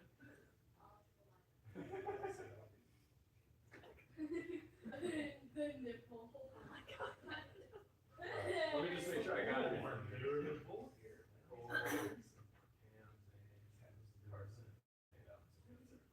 Okay, so as you guys can see, some of you are the complete fucking opposite as the others. Okay, and that's just how it is. But so that's why I just want to. I'll set the precedent that it's gonna be probably a pretty good mix. However, if we go like several sessions and we haven't had combat or we haven't had social interaction, and you're one of those players that's like, man, I really feel like I'm missing out here. Like I really crave like what I want out of this. Bring it up to me. Say something. If you don't feel comfortable saying something at the session or before the session or after, just message me or something. Because that is important. And I like, there's nothing wrong with bringing it up. Are you able to be on Facebook? Yeah, he's in it. He's good. Yeah. Oh, okay, cool. Yeah, everybody's in it. Okay. So that's the pillars. Accessibility of magic and technology. So is anybody wanting a campaign where like magic is like outlawed and kind of taboo? I'm a sorcerer.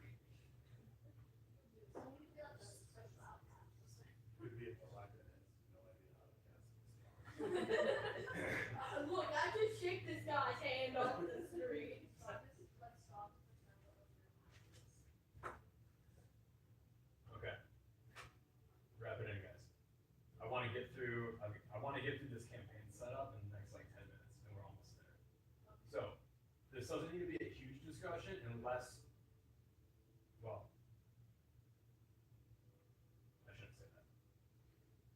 Just overall accessibility to magic is the idea. I think we all kind of know like the standard like D&D, like magic just happens. It's okay. It's not like, oh, that fucker just lifted the glass of water with his mind. So is that what we want, or is anybody like, hey, I really kind of like the idea of a world where like magic is taboo, and like if you get caught doing it, it's like could be a big problem if the wrong person sees you doing it. Not for me, 'cause mine's different. I would say 100% magic. Okay. Does that go? Jesus Yes. Christ, can the lot side? Okay.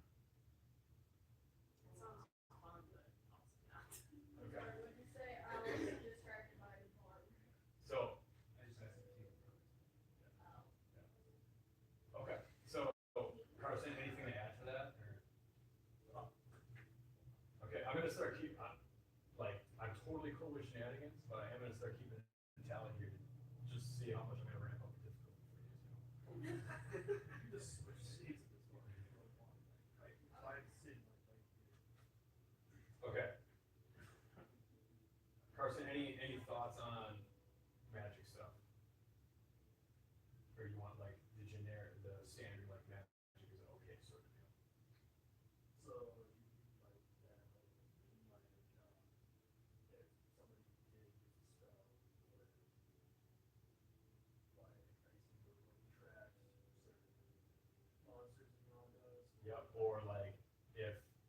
guys want a low magic world or like a magic taboo world, if you guys get in a situation where you're in the city and somebody's using mage hands to try to pickpocket someone and somebody sees it, the guards are gonna be on your ass and you're gonna get locked up.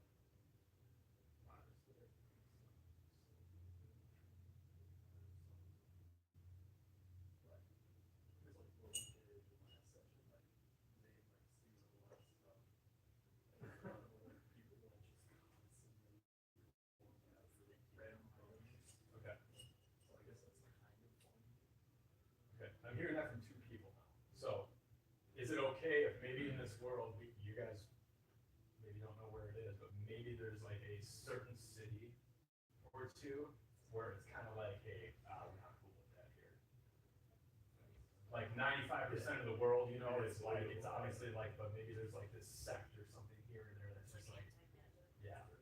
I think that sounds interesting.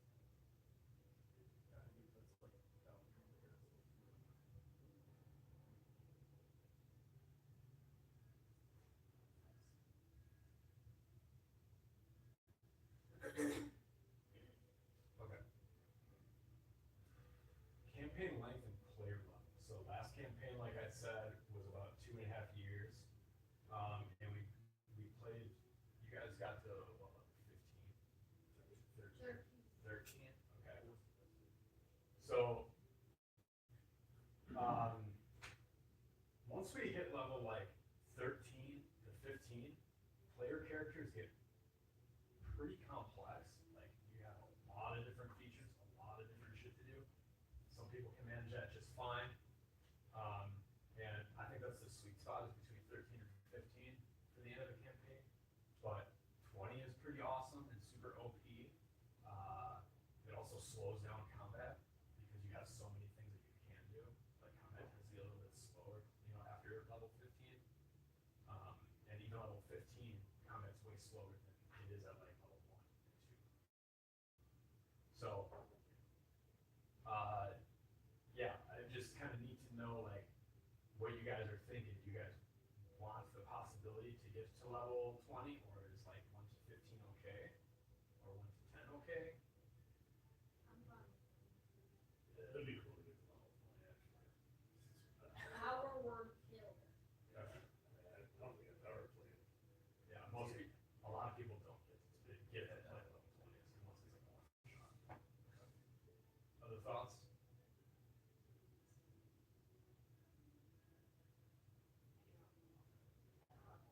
All this stuff, so I'm not Okay. struggle with level 20 probably. Okay. I think what we're gonna, well, you guys tell me how this sounds. I like playing to about level 13 or 15. Maybe how does it sound if we kind of like, that's the goal, like, we'll probably be level 13, 15 by the end of the campaign, if things go okay. And then if we get to the end of the campaign, and you guys are like, man, this world really rocks, like the setting is really cool, and now maybe you guys wanna keep the characters that you have and wanna continue playing, then maybe we can open it up and be like, hey, you guys wanna continue on from 15 to 20? That could be an option. How does that sound?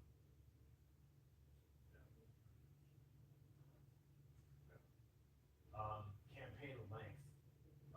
So we've had, when you have a campaign that lasts a year or 2 years, it's not unheard of for some players to just not be able to make it to the table anymore. Shit happens, life changes.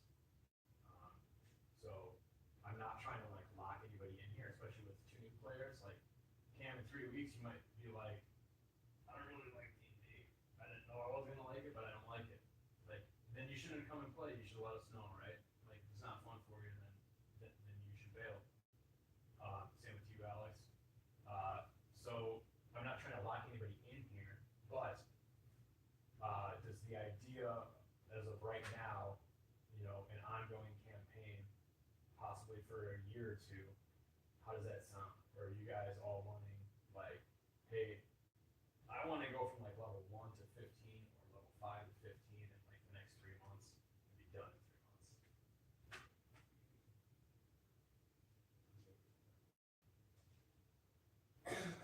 It's my sad.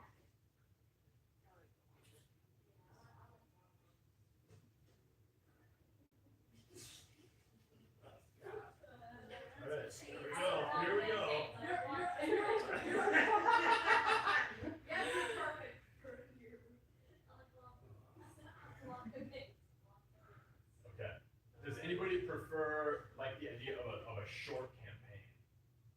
A month or two, a couple months, 3 months? No? I would probably say, cause like, there's like 2 new people against some players. Like, cause like, you know, you can't be kind of like keep them on for like, Yeah. Yeah. like, probably like a one shot or like a small, kind of like story one that kind of shows up a little bit of it. That's it. That's all I know. Honestly, I think that that's how I run the beginning campaigns. Like, at the end of tonight, we'll kind of come up with like how this first session's gonna look. And again, I don't run a linear campaign. So like, you guys, the first session might decide to go check out this over here or this over here. That most likely is gonna end up having no bearing on what the campaign might end like. So the first 1, 2, 3 character levels are probably just gonna be you guys just farming around and finding out until like you start to stumble upon maybe some things like, oh wait, is this happening or is this happening, you know? So I agree with what Carson's saying. I think that that's probably how it'll end up kind of feeling like anyways. Good point, Carson. Okay. We are done with campaign setup.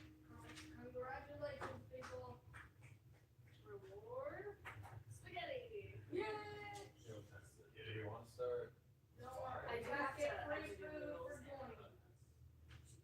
That's the only reason why this man plays. Okay. What's So next? what we have left is. Oh come on! You didn't even see who rolled higher. I did, and then you got Okay. Real quick, what we have next is DM style plus DM changes. That's basically what's gonna be next is me stumbling around, letting you know how I manage the game and what the table's gonna be like. After that, we have table etiquette. And then after that, we actually get into some character stuff. And I think I might be running, maybe not, I think I'm running low on time. So I'm gonna just talk about the schedule right now, since I think it's the quickest one, and I just want to scratch it off. Session length, babe, are you okay with me just running through this? Okay. Session length. We used to play from like 1 to 7. Now, for the last year, we've been playing from like 3 to 7, and it's been working pretty good. We were doing that because one of our players really couldn't make it any earlier without falling asleep at the table. So, like, quite literally. he died. That's why you're here. So, we're gonna start. Is everybody okay with starting out? Like the normal session time is gonna be from 3 to 7. Okay. Yeah. And maybe down the road we're like, hey, it'd be cool to run like a longer session starting at 1. I mean, if you guys want to bring that up down the road, we can. If we can all make it, then great. If we can't, then we stick to the 3 to 7. Frequency. We do this. So normally it's every other weekend whenever we have me, Nicole, and the boys. So I think that is going to remain the idea. However, Nate brought up a good point a couple weeks ago to me, and it was, hey man, when we do this every other weekend during like the summer, like late spring and like early fall when it's really nice out, I don't get any outside time. And honestly, neither do we, because like our whole Saturday is spent kind of doing this, and then the boys don't get outside, we don't get outside with them. So as far as frequency goes, what I would like to do, but this is open discussion, so let me know how this sounds. I would like to, after session 0, let's get characters created and start playing while it's still cold outside. And then once like, I don't know, mid-late spring hits, maybe we take like a month break, 2-month break. Then maybe in the dead of summer, we we start playing again. And then we take another break at the end of, at the start of fall when the bugs die and we can get outside. And then winter, we hit it hard again. Thoughts? Yeah, I feel with the Facebook chat group thing too. Just if you feel like playing, throw it out there. And if nothing else is going on, and you guys have these two, why not? It's not like every weekend there's going to be a game where we're all going to be outside or doing something. But for the younger dudes, if something happens during the summer, that's your summer vacation. If some other social aspect is going on, don't feel bad. But if there isn't anything going on, we want to play, throw it on the message board. And, all right, cool. Let's play this game.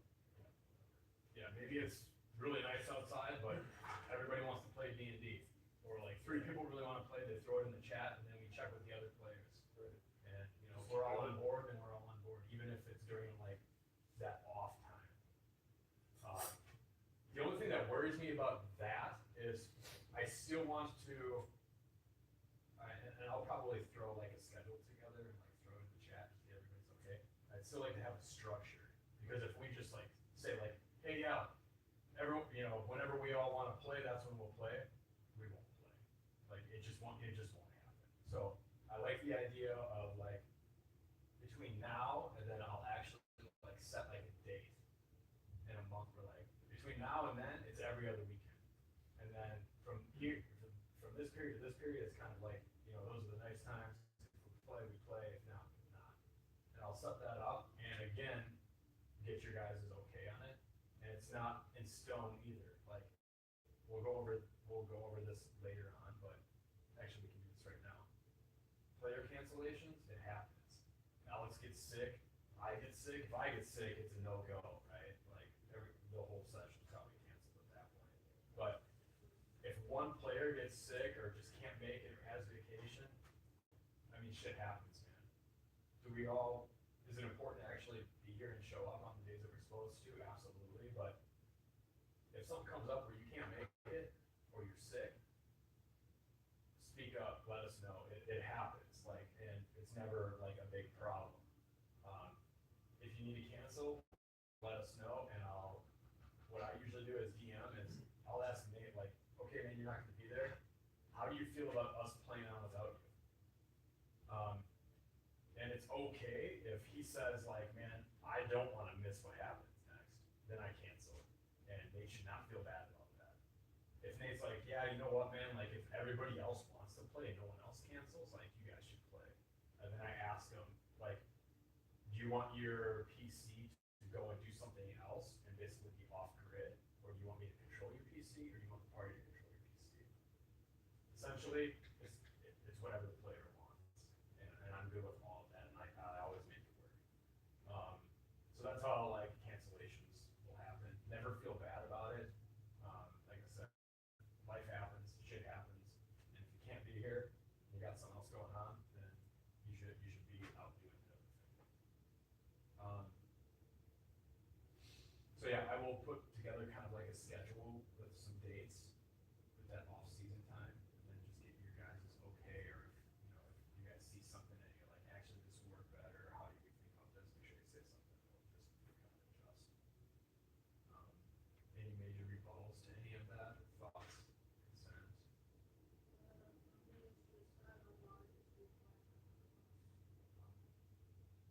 I hear you, man, and we won't. I get that too. It's really hard to have a long campaign and care about your characters and care about what's actually happening in the world if you play once a month or once every 2 months, right? So that's why it's important that we hit hard when it's shitty outside. When it's too cold outside and none of us are outside hiking or whatever, we have D&D every other weekend.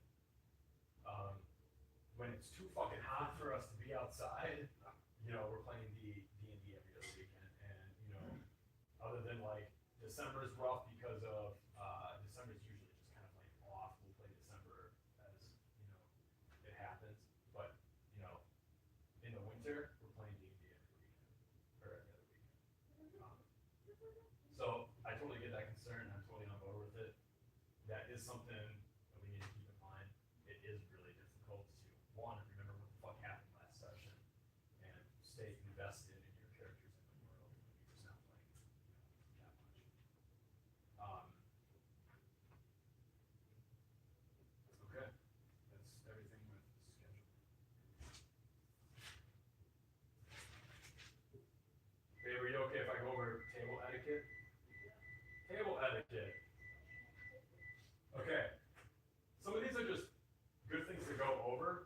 might seem like stupid, like you don't need to go over that, it's common sense, but I'm gonna do it anyways. And some of it is like personal pet peeves.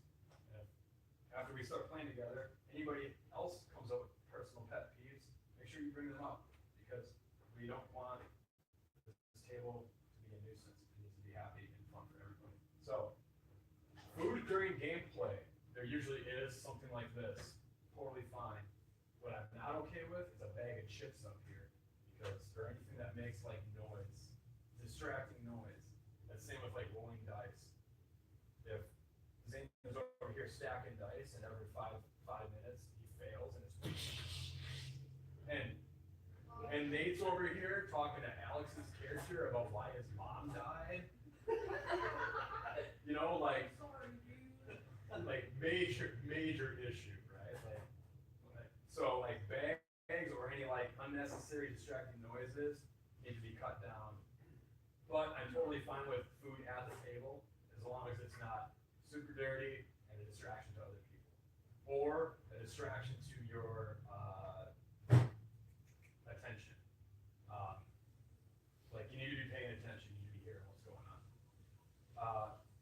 We don't use alcohol and we don't drink at the table. We never have. It's never been an issue, but just for the new players, just letting you guys know, you guys don't have to worry about coming here. You guys don't have to worry about coming here and the DM being drunk, because it's just not, doesn't happen. Phones and screens during gameplay. We play on paper.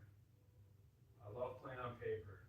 There's D&D Beyond for like, if you know, have your character sheet on there. Some of us use screens for spells, spell access, your phone for spell access. I'm cool with all of that. I prefer your actual character sheet being a physical sheet.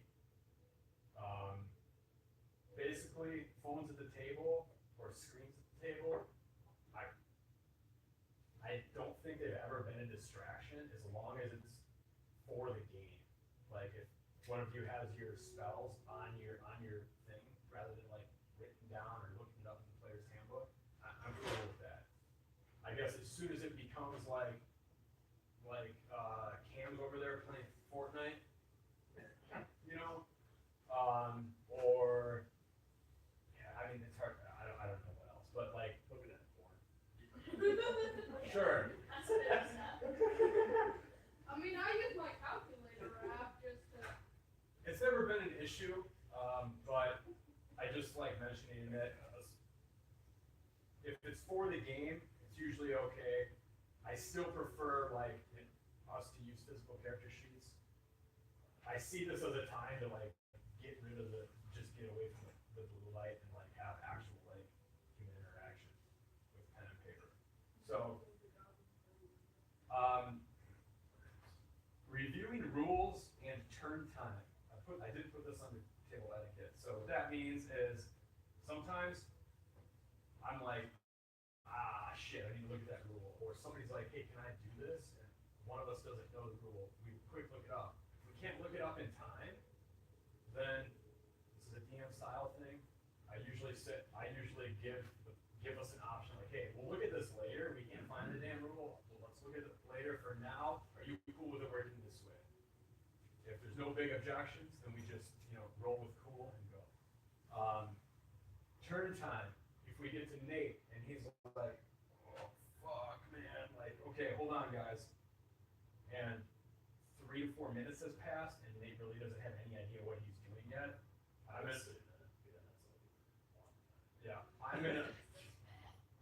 usually say something like, hey, Nate, what do you got going on? Or, hey, Nate, what are you doing? And it never really gets to the point where I have to say like, hey man, your turn's gonna pass if you don't have something. But that point could come. So part of that is knowing your characters, but also I'm super lenient. Like I said, we forget rules all the time. Like this game is pretty complex, so don't feel like pressure that oh shit, I gotta hurry up or Tyler's gonna take my turn away. It's probably not gonna happen, and I'll give you warnings. The other thing with table time or turn time is usually when we are in initiative, like combat initiative, if it's Nate's turn and I know whose turn it is next, I'll say, Nate, it's your turn, Cam, you're on deck. That way, you know, Cam, you're like, okay, like this is what I'm gonna do. You're already kind of thinking like this is what I'm gonna do next turn. Main character syndrome. Get out the way, god damn it. Yes, so that, if that becomes an issue, I won't be bringing it up at the table, but I'd be talking to those people, you know, personally. Basically, main character syndrome, table hogs. I don't think at our table it's ever really been an issue, but it's really important when somebody's talking that they have that space. Or if Cam is in a social interaction with his buddy Garcia Gonzalez, the goblinoid that is really good at stealing marbles, and like that's important to him, and that may take 15 minutes. You guys just need to deal with it and respect that. That's what Cam wants to do. That's what Cam's here to do. Fucking Gonzalez is his guy, and he needs to be able to have that social interaction. Same with, you know, combat. If somebody's really into combat and wants to, you know, get more into combat, role playing wise than somebody else, give them that space. Yeah, I don't think main character syndrome is going to be a problem. It hasn't happened at the table yet. It's more like just respect people's time and why they're here. Oh, look at this. The next thing that's up here. Respect for time and emotional tone and listening. So, there's a lot that goes into this, but it's basically what I just said.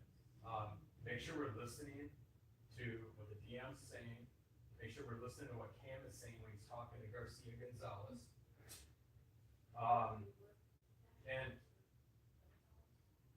And have a respect for emotional tone. So, man, this table is notorious for being funny. Or like, you know, something, even sometimes when something serious is going on, Nate's character just rips one, right?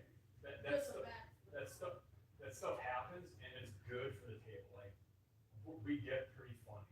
However, also kind of like try to keep yourselves tapped into the emotional tone of whatever interaction is happening. For example, if Cam is talking to Garcia Gonzalez, and it's pretty serious, like Garcia Gonzalez's his daughter is missing, and the tone is sad and serious, and all of a sudden Zane is like, Womp womp. hey, Zane interrupts and he's like, hey, I'm over here jacking off in the corner. and everybody can hear it. Like everybody definitely hears it. Like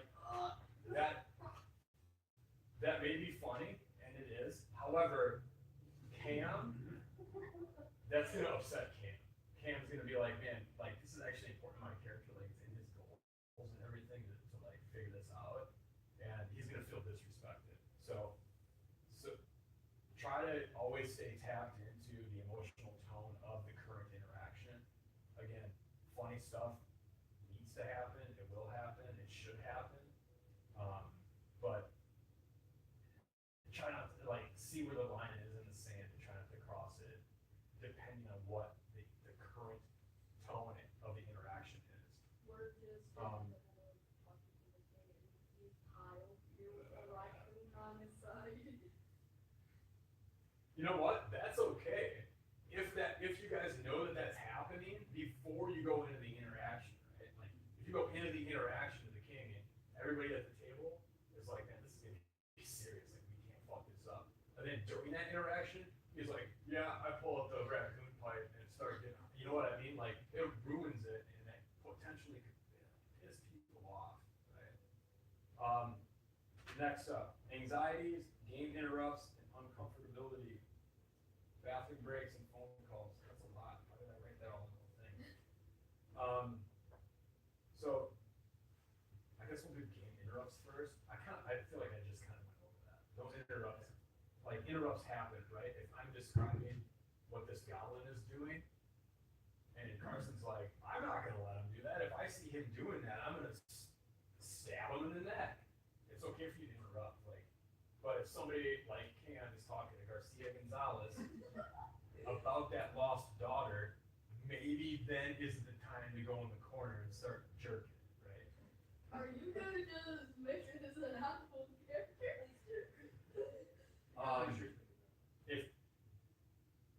If anybody at any time is like uncomfortable with something that's happening in the game, or like doesn't feel well, or like you're gonna throw up or something, like, or I don't even know what else, like something's going on, like something isn't right, or you don't feel okay with what's going either on in the game or something that's happening, like maybe Zane and Cam won't shut up, and they haven't shut up for an hour, and it's really, man, Nate's over here ready to fucking throw, right?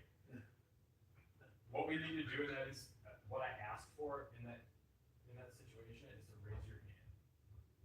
Nobody should be raising their hand unless it's like an oh shit moment, like, hey, I'm not cool with this, or like, hey, this is going on, or I just got a text and it's bad, like family stuff, like, you're never gonna raise your hand and be like, hey, my character says this. You're only raising your hand as like, hey, DM, oh shit. Okay? If you shoot your pants, yeah. That's a raise your hand moment. Or run to the bathroom. Yeah. Just Hopefully point it that direction. Hopefully. Everybody cool with that? Yep. Okay. And don't be afraid to do it. Like if something's going on, raise your hand. Well, let's get it figured out. Bathroom breaks. If you gotta piss, get up and go. If Cam is in a serious interaction, but Carson is about to shit his pants, Carson needs to go to the bathroom, right? Like you can just get up and go. Get up and go to the bathroom. You don't need to tell us what's going on. We'll figure it out. You just go. Same with like phone calls. Get up and go. Yeah.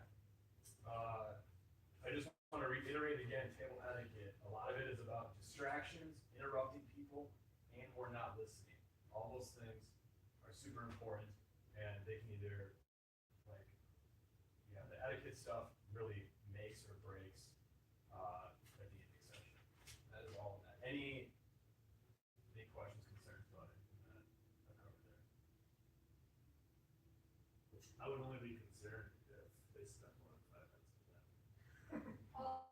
I went over to this Wait, man's how's house. it? Wait, if they spend, But at least What do you mean? if they spend like 5 minutes counting, will I possibly talk to Garcia? Gonzalez? Yeah. I mean, if you went in there and had like a secret conversation with Gonzalez, then that might be a problem. Hey, you got the stuff?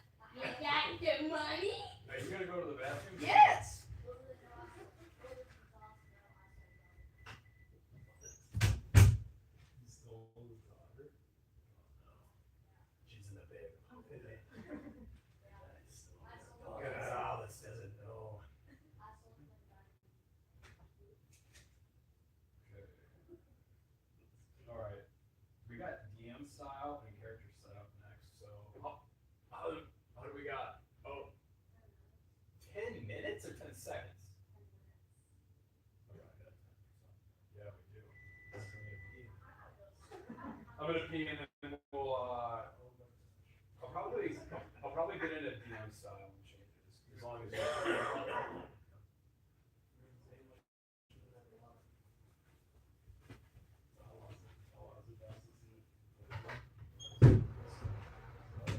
See, that's what happened to me when I first started 3 years ago with them.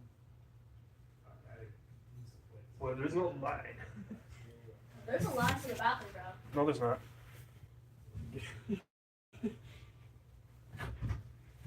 I just blew it up there. That's disgusting. Good luck, fella. It's an airport.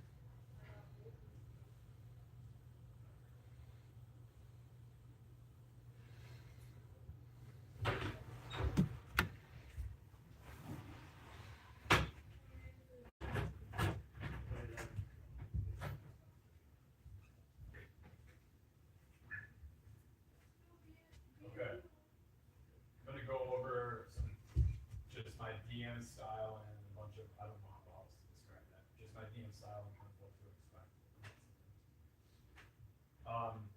We kind of went over linear and non-linear play. I run a very non-linear campaign, so in the grand scheme of things, what happens, what quests you go on, kind of almost like what ends up being the main story arc of the campaign is realistically, it's not on you, but it is directly because of your choices. So whatever you guys want to do is what you should do. I'm not going to railroad you. And like, for example, last campaign, there was the big bad evil guy. And I felt like I made pretty clear that if they wanted to be on his side and to help him destroy the world, that was an option. And that's the way we would have played it then. So, there's no railroad. What you guys want to do is what you guys should do.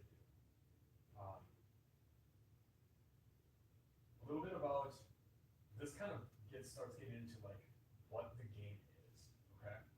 And if there's one thing that you guys should take away from this, all of this whole session right now, it's kind of this, especially the new players. DM controls the world, you control your character. When it is your turn, it's not another player's turn, it's not my turn. So, when it's open table and we're not an initiative, it really is up to you guys to make the choices of what to do. I'm not here to control your character, that's completely on you. How you play the game, the DM describes the world and the situation at hand, you guys choose what to do. Don't even think of it as dice rolls. Don't even think of it as like, how do I, how many dice do I roll for this? That is like, that's not even how to play the game. Like the basis of the game is you do what you want to do, what your character can do, and we just snowball that. But when we are, another thing I'll say there is how when it is, or a change that I'm making, I should say, is I am backing off on re-narration. And what I mean by that is, a lot of the times, like last campaign, we'd be in combat, and Zane would say, I'm Eldritch blasting this guy, or I'm casting this spell on this guy over here at these two. And maybe that's all you said. And then I would like say, kind of like, all right, you know, the red thing, your red Eldritch blast, you throw it at the two goblins, it bursts their two heads, they fall down on the ground, and this happens. I'm not doing that anymore. So what I'm not doing is I'm not re-narrating what your character does. And I do feel like I was doing that last turn, and I think sometimes you actually like that. Like there were instances where somebody was like, hell yeah, you know? But I think possibly what it ended up doing was it snowballed a little bit to the point where like you guys kind of knew that was gonna happen maybe subconsciously. And I feel like I was taking power away from you. So in this campaign, I will narrate what the enemy and the world does. Like, if you Eldritch say, I'm gonna Eldritch blast this guy, you roll your damage dice, it kills him. Maybe I'll make the goblin noise of him dying. But I'm not gonna re-narrate what you did. So that's really on you guys. So if you want something cool to happen, or like, let's say you roll and then you hear that you die, then you can narrate maybe how it died. His head explodes. Or, you know, it's like I'm gonna attack up to him, and I grab him by the balls, and then shove my short sword up through his neck. That's on Nate to say what he's doing. If I'm not going to re-narrate what happens. That's on you guys. That doesn't even need to happen. Some players want to get really into that sometimes or all the time. Some players don't want to do that at all. Totally cool. But I feel like I was re-narrating player actions quite a bit last campaign. And maybe it didn't have a negative effect, but in my head, I kind of see it now that I was taking possibly something away from you guys. I'm done with that. I'm not doing it anymore. So that's a good change that you guys can see. Consequences for actions. You guys can do whatever the hell you want. Cam, you want to try to steal the magical sword on the wall? Go for it. If you get caught, yeah. Hell yeah! Yeah. It is fully possible that you guys go and do something. Maybe it's illegal. You get caught for it, and you get locked up. Or maybe you're trying to steal something from a band of goblins. It's not even in a city. And then they take all your shit, and then you win the fight, and you're locked up, and you got none of your stuff. Campaign's not over, but you guys got to figure out how to get out of it.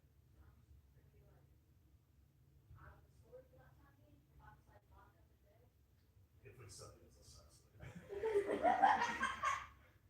Okay.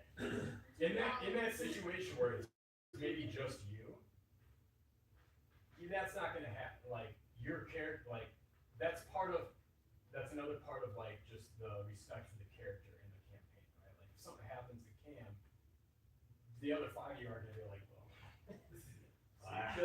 hey man, we were gonna go to the caves, so if he snuck out at night and failed doing it, then, you know what I mean? Like, it goes without saying, your party is gonna have your back. They're gonna come figure it out for you. But I'm not saying don't do those things. You know, I'm just saying there's always the possibility for consequences, no matter what. It could be as simple as fighting a band of goblins instead of running away. It could be running away from them. Maybe there's consequences to that. But the way I DM is there's always consequences, and what you do shapes the whole world, whether it's whatever's happening in that city or the world at large. What you do does matter, and that's the big takeaway from there. Sometimes it's good things that happen from it. Sometimes it's bad things that happen from it. Modes of play. A lot of the times we use minis or tokens because that shit's cool, and it's fun. Sometimes I use theater of mind, which is where we're not using tokens or miniatures, and I'm just like keeping track of where everybody is. Usually that only happens when it's a small fight or like I don't have the minis or something, but yeah. We use both. It's not all theater of mind. We definitely get some minis out here with some cool terrain and shit like that.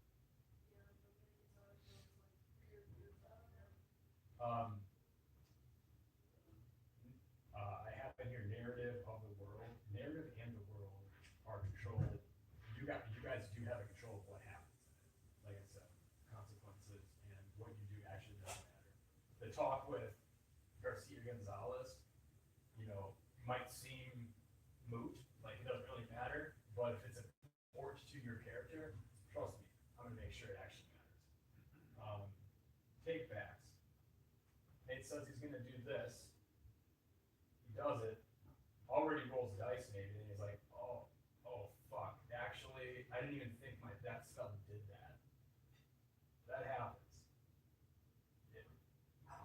Do you want to still do that, or did you? If he actually has something in mind, he's able to tell me like, I thought I did this. Sorry, I really don't want to do that. I'd rather do this instead.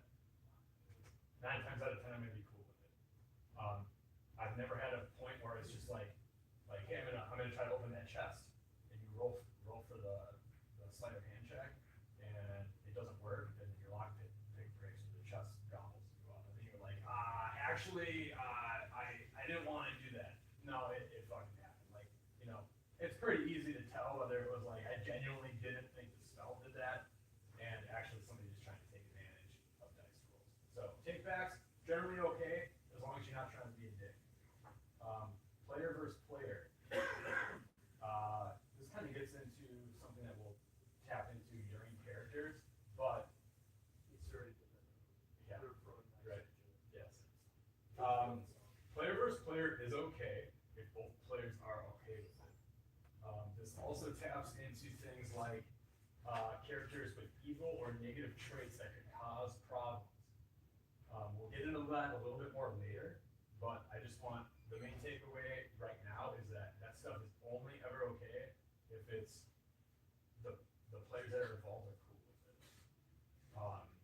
And we'll get more into that because whether somebody wants to play an evil character or a character with some bad traits, that's usually a good thing. It helps the game be more dynamic, but we'll get into a little bit more on that later. Rating for the game. Generally, I would say our table is between PG-13 and R. It is not rated. What I'm not okay with is like X-rated shit, or I will say the other thing that I don't like getting into is, or I'm not okay with, is character racism. So, but I will like if one of you wanted to create a character that was racist against goblins or something, I'm generally not cool with that. That being said, there have been times in the world where it seems like maybe a certain city has more of their workers or more of their poverty level tends to be more one race than another. Sometimes I throw that in there in case the players want to bite at that and try to fix something that might be going on there. But overall, like as far as like it's racism as like something that is a character trait is generally not something I'm gonna be cool with. I don't think that's gonna be something that's gonna be an issue. I'm just putting it out there. Just a question for our people. If they were to come up with like a background story, say like four goblins killed an undead or family, would there be would that if they had hate toward goblins in that point of view? To a degree, yes. However, what I would say then is the world that I like to play in, or kind of like almost the band that we play in, regardless of the setting, is there's never been a racism. So goblins aren't only little fuckers that live in the woods. You're gonna be in a big city and there's gonna be a goblin merchant that's actually a good person. So it's never like the orcs are always bad. You know what I mean? You're gonna find orcs in areas that are good. So in that situation, yeah, that player might have something maybe against that band of goblins or something. But overall, that character would also know that they've probably got goblin friends too. Food's done? Okay. Yay! All right, guys.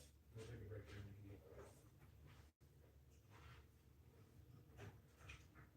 So if the removable rod comes into play, You're just gonna. throwing it out there, Zane does not allow you to have that. What? It's gonna be. I know. I'm just throwing it out there Oh, because all hopes and dreams go down the crapper. But somebody doesn't I want to do want to go something. up the crapper. Oh, make it up. I'll just be standing there, sitting there. I know. We tried. Or maybe like I would. Let's say, I'd say my when the stick's in there, that's I like, sit there, just sit away. well, he has to consent to get it up. Yeah. Cam and Alex, are either of you like grossly opposed to mushrooms? No.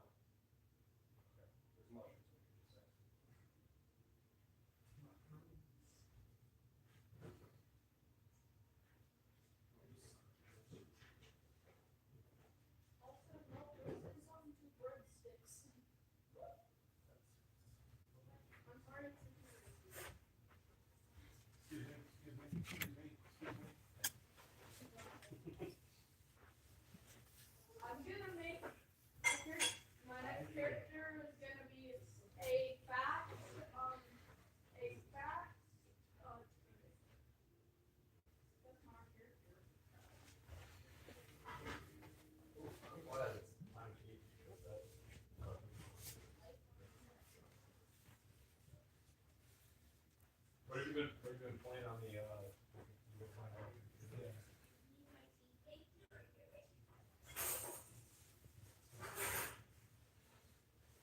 No?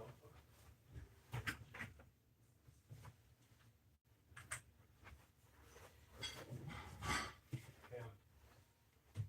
Let's go by, Zane there. Zane too. Sure.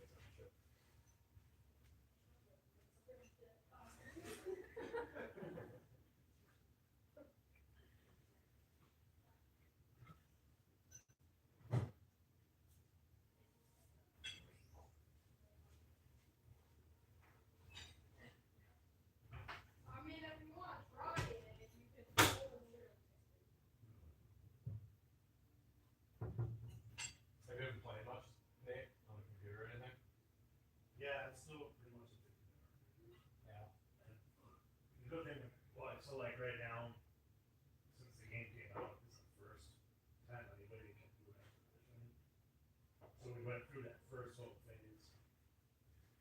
And if you got everything ready to go on expedition, it happens in about 2 days. So like, and they actually recreated, I think it's like five different maps. So if you don't expedite, you can still play on the regular maps. Like if you do the expedition, it just came out a couple weeks ago. It's like, hey, get ready for this next expedition. This is what's gonna happen. Right. This is gonna give you a little bit of a preview. Sure. Because nobody knew. Like nobody knew. They didn't tell anything about what's gonna happen. So they kind of threw it out there like, oh, hey, here's the 5 new things. There's gonna be different things, but we don't know what they are. And different quests to do in those worlds. Yeah. Or the areas. So that's meant to be a whole new game changer right there. Now we have other stuff to do. But they always had, they actually did come up with a few more quests. Kind of keep it going.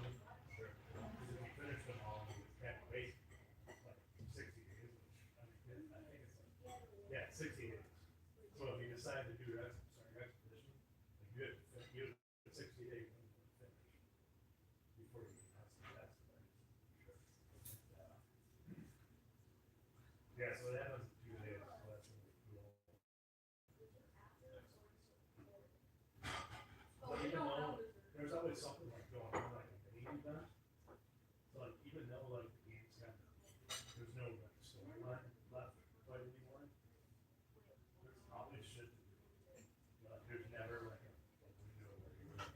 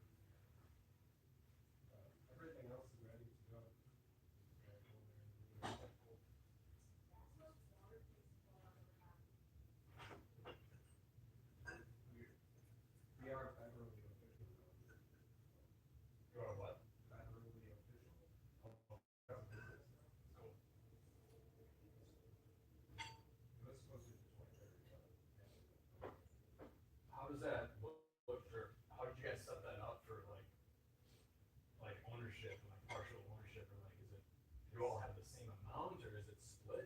Or right now it's, I don't think we've gone through all of it yet, but it's going to be split. I think it's gonna be like 20, 20, 20, 40. That is what we were talking about. I know I brought up the whole thing, like, if two of us agree and one disagrees, how that can be handled and all that. Sure. We have like a lawyer representing us, and I haven't really done most of that at all. Like, my friends have been doing it, so.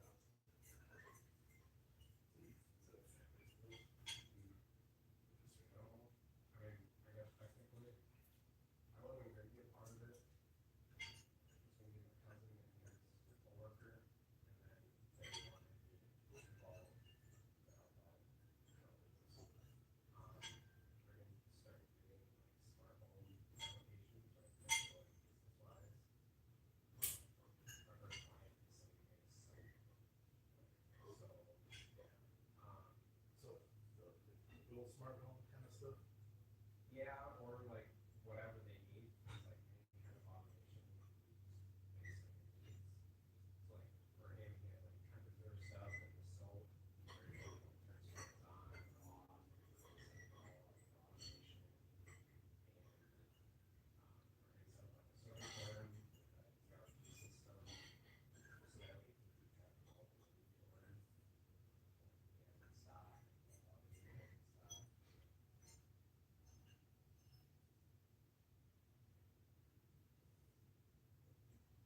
I'm not very educated on the whole like tech side of it yet.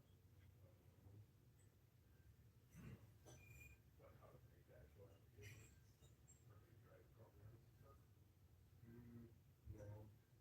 Like right now, we're using like Linux servers, like Proxmox, Ubuntu, and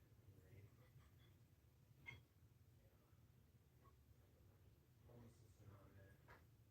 And I also run Docker. We're running the ERP system. So that would be like What do you write code in? it's called Industry. From what I've heard. It's an open source one. So at least for this specific client, it's a smaller business. That's why Yeah, it's kind of like a trial client. So, yeah. I didn't think this was gonna happen, but and then we decided to have, let's just do that. So we started to do all our SOPs and everything.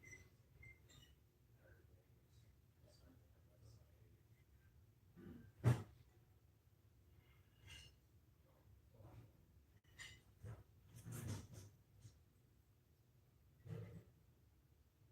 So, when you're talking about the home, like if you guys disagree, yeah, just make sure that everybody is on the same page of who is the hierarchy. Otherwise, that's what gets missed.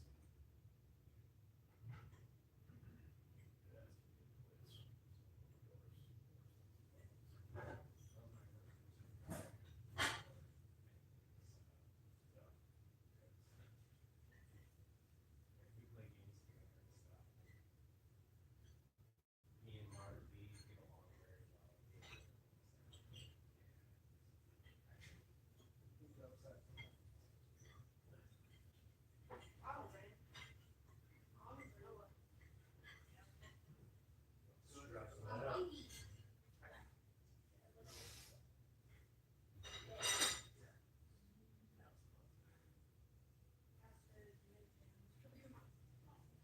Oh man.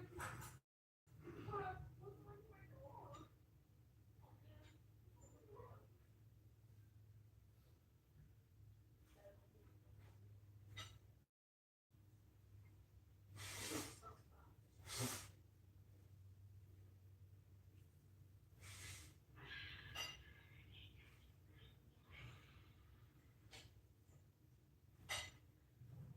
Got some spaghetti splashing your notes, Carson. Spaghetti is probably like one of the worst foods to have at a table full of paper. Yeah, Mark doesn't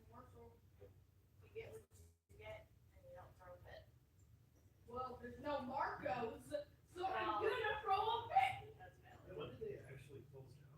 It was pretty abrupt, a couple weeks ago, actually. That's, yeah, I only heard it once before you, somebody said it closed. I never heard anything about it. It's super weird. I don't see why they would have, I mean, maybe they just thought there would be way too much more competition now.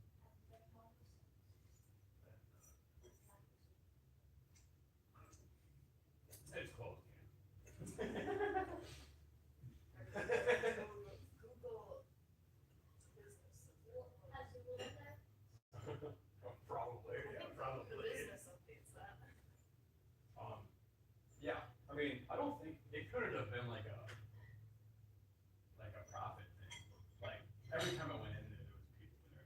I think, I don't know this for sure, but I'm guessing that they were just, the lease was bi-monthly, and then somebody came along and wanted to actually like lease it for like a set amount of time, and so they lost it, I don't know. But I'm hoping they reopen somewhere. It is, yeah, science. Yeah, I wonder why no company wants to. I mean, That's no it's problem. just branded, Yeah, that's so specifically, yeah. There's nothing going on in that movie throughout. We're rather like that. They're good news.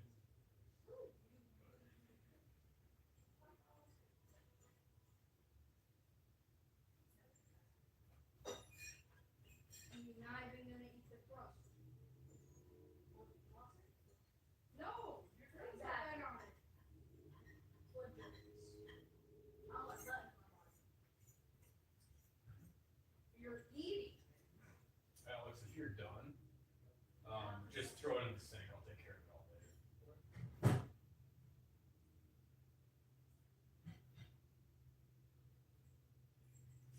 If I do my dishes, will you give us a removable rock? I've already been over the immovable rod. Because maybe, but like, if you say a set number, it's probably gonna be. The immovable rod will be in somewhere on this map. Yeah, I'm calling it. It's gonna be right here. No. Already have a road. Oh. Even the night on it? Maybe. That's Roger. The Gulf of the America? You're on. Sitting I- there. Close. Are you guys, those that are still eating, are you guys okay if I start running through some extra shit? Okay.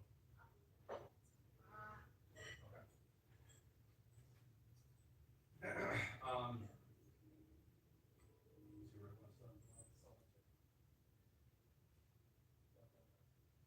prep and plan time versus the world. What this means is, if you guys are, outside of a cave or outside of a lair, and you're talking about the strategy of how you're gonna go ahead, that's something I encourage.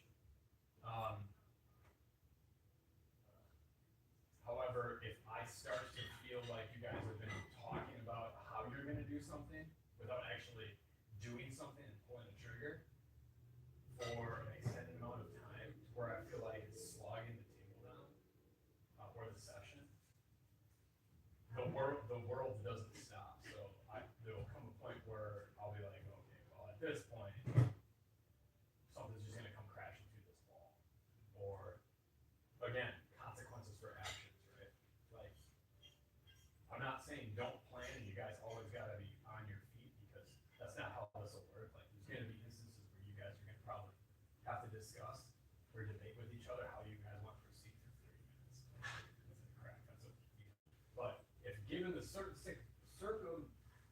circumstances where I'm like, this should not be taking them this long, this is slogging down, or for whatever reason, I'll make something happen.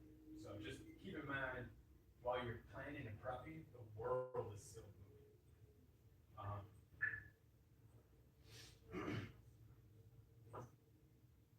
My general tone for DMing, I would personally say is serious, dark, with fun splashes of humor. I never like saying no. I never like saying no. PCs. Can I make a whale though? Yeah. So a PC is a player character. So DM, Dungeon Master, PC is a player character. So I. Oh yeah. So I never like saying no, and I almost never would, other than like some of the like boundary things that I mentioned earlier. What I mean by this is, if Nate is like, I want to run up this ledge, grab this, and do this way, or I want to cast this spell over here, or whatever. Alright. No, it's fun. I I get just the don't know hiccups how much every that time sucks. I eat. Are we able to listen to him?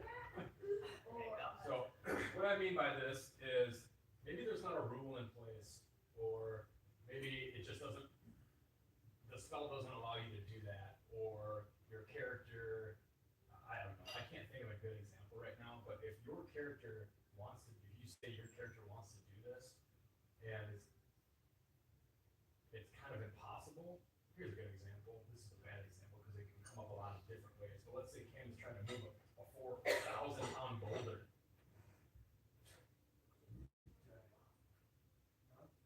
You say that you want to do that, I'm not going to say no. No. I'll say probably like, okay, roll for it. Chances are super slim, right? Or you can't do that. You're not going to be able to do that way, but there might be something around that can help you do it. I don't like telling a player character like, no, you can't do that. I wish I could come up with a better example. That is a better example. But You are like really weak and you're trying to push it 4,000 something pounds. Over the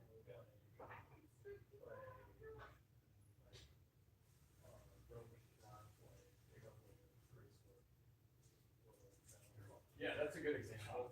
So let's say there's a rogue character, somebody's playing a rogue, and part of their fantasy is they want to be good with long swords. In the player's handbook, that's not a thing. I'd probably figure out a way to work around that with you. Yeah, I don't like saying no. If for whatever reason, I would just assume that Tyler's not going to say no, but if it's out of the realm of possibilities or not clear in the rules, we're just going to work together on it and figure it out for you. Metagaming and knowledge overlap. Metagaming. So you guys are in combat. Somebody's looking real weak, and Alex is like, oh shit, it's Alex's turn, and Zane, he's got a feeling Zane's character is about to go down, like he's got no help. Alex asking in character like Zekron or whatever your character's name is, like, how is Zekron looking? Metagaming would be an example of metagaming would be like Zane would be like, I have 3 hit points. Rather than saying, I am mortal, like one more, like you can tell I am not looking like I'm about to die. Or how much healing do you need? Like I'm not looking good, like I could use healing. That's good to know. Saying like, oh well, I can only take 25 healing without going over my max and it would be wasted. That's like metagaming. That's like, like your characters wouldn't know that. Your characters don't have like my health is 75. It's just, I'm fully healed or not. Trying to think of another metagaming instance, but knowledge overlap would be like the players that have played D&D before know that, let's say, they know that trolls regenerate every turn unless fire damage is done to them once a turn. And then we start a fresh campaign where those characters don't know that. You kind of need to try to like, yeah, or like at least play your character how they would, right?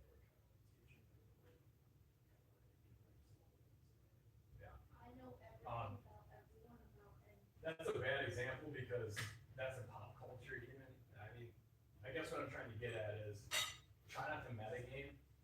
And I mean, I let it happen to some extent. Like you guys can talk about what your spells actually do.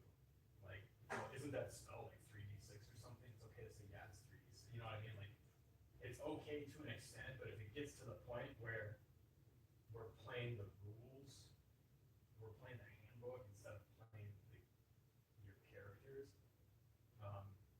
I might call it out. So that's what metagaming is, and it's kind of like a no-no. I would much rather you guys say like, hey, how is this player looking? And them saying I'm mortal, which is like 10 health points or lower, or I'm bloody, I'm half health, stuff like that, rather than like exact numbers. Oh, okay, what about that, one of them, yeah. Critical success and critical fumbles. I don't play with these. What a critical success is you roll a nat 20. Critical success means it automatically succeeds, no matter what it is. I don't play like that. If you roll a crit, a nat 20 while in combat, it's a critical hit. Like you get your double damage. Like it's a big hit. But it's not like I'm I'm persuading roll a perception check to persuade the king to giving you his kingdom. And then you roll a nat 20, you're like, yeah, auto success, right? No. It's a 40 for that. So a nat 20 is always like, we should always celebrate it. Yeah, I just rolled a nat 20. What's the total? Like, so same with critical fumbles. A nat 1 does not mean, the only time a nat 1 means an auto failure is in combat. A nat 1 is always a miss. But anywhere else, if you roll on a dex check or something, climbing something, and you roll a nat 1, I don't care, like the 1 sucks, right? Like the roll's gonna be low. But I'm gonna ask you what your total is, still give me your total. Like rolling a 1 doesn't automatically mean it's an auto failure. And rolling a nat 20 doesn't mean it's an auto success. It just means that in combat it's a critical hit, which is double damage.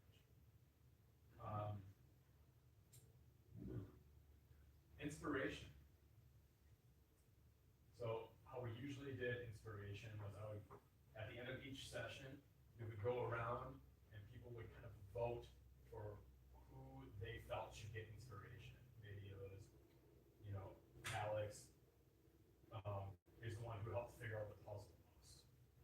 Cam did really good with that social interaction. Or like Zane came up with this idea with the immovable rod that I never even thought of.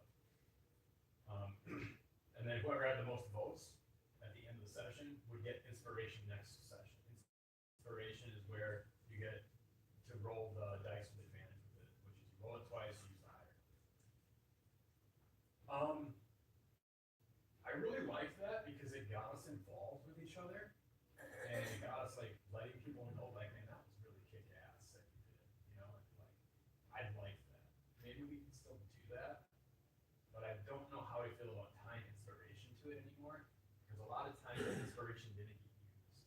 Like we go the whole next session and Alex would have inspiration, then we get to the end of the session and Alex would be like, oh fuck, I still got my inspiration, didn't use it, right? It happened a lot. So I'm gonna try something different this time. I'm gonna give inspiration during the session. If somebody does something that is just like really outside of the box, I'm gonna say like that was awesome, or you really did a good job during this, or role playing this, whatever the case may be. I'm gonna give it out as I see fit. Players being good players, and you can. So this does mean that 3 of you could have inspiration at the same time. You do lose it at the end of the session.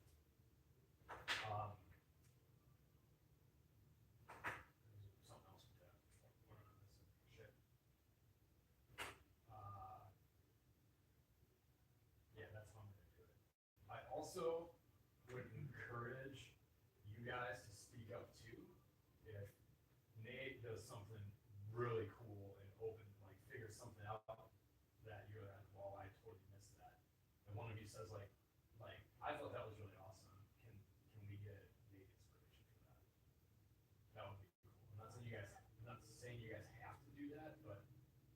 throwing that out on the table. Now, you guys can't be like, bro, that was awesome, like inspiration, right? And then all of a sudden, 5 minutes later, like, man, that was really cool. Can we get, you know what I mean? All of a sudden, the whole fucking table has inspiration because you guys are just like, you know, kind of screwing the system.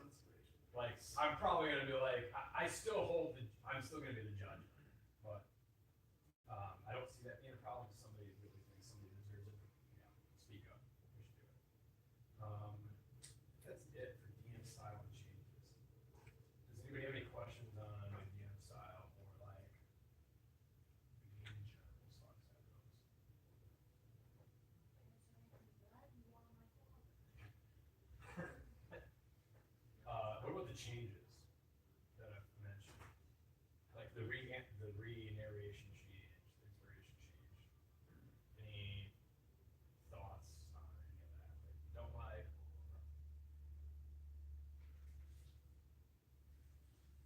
Yeah, there's nothing that is not good about it.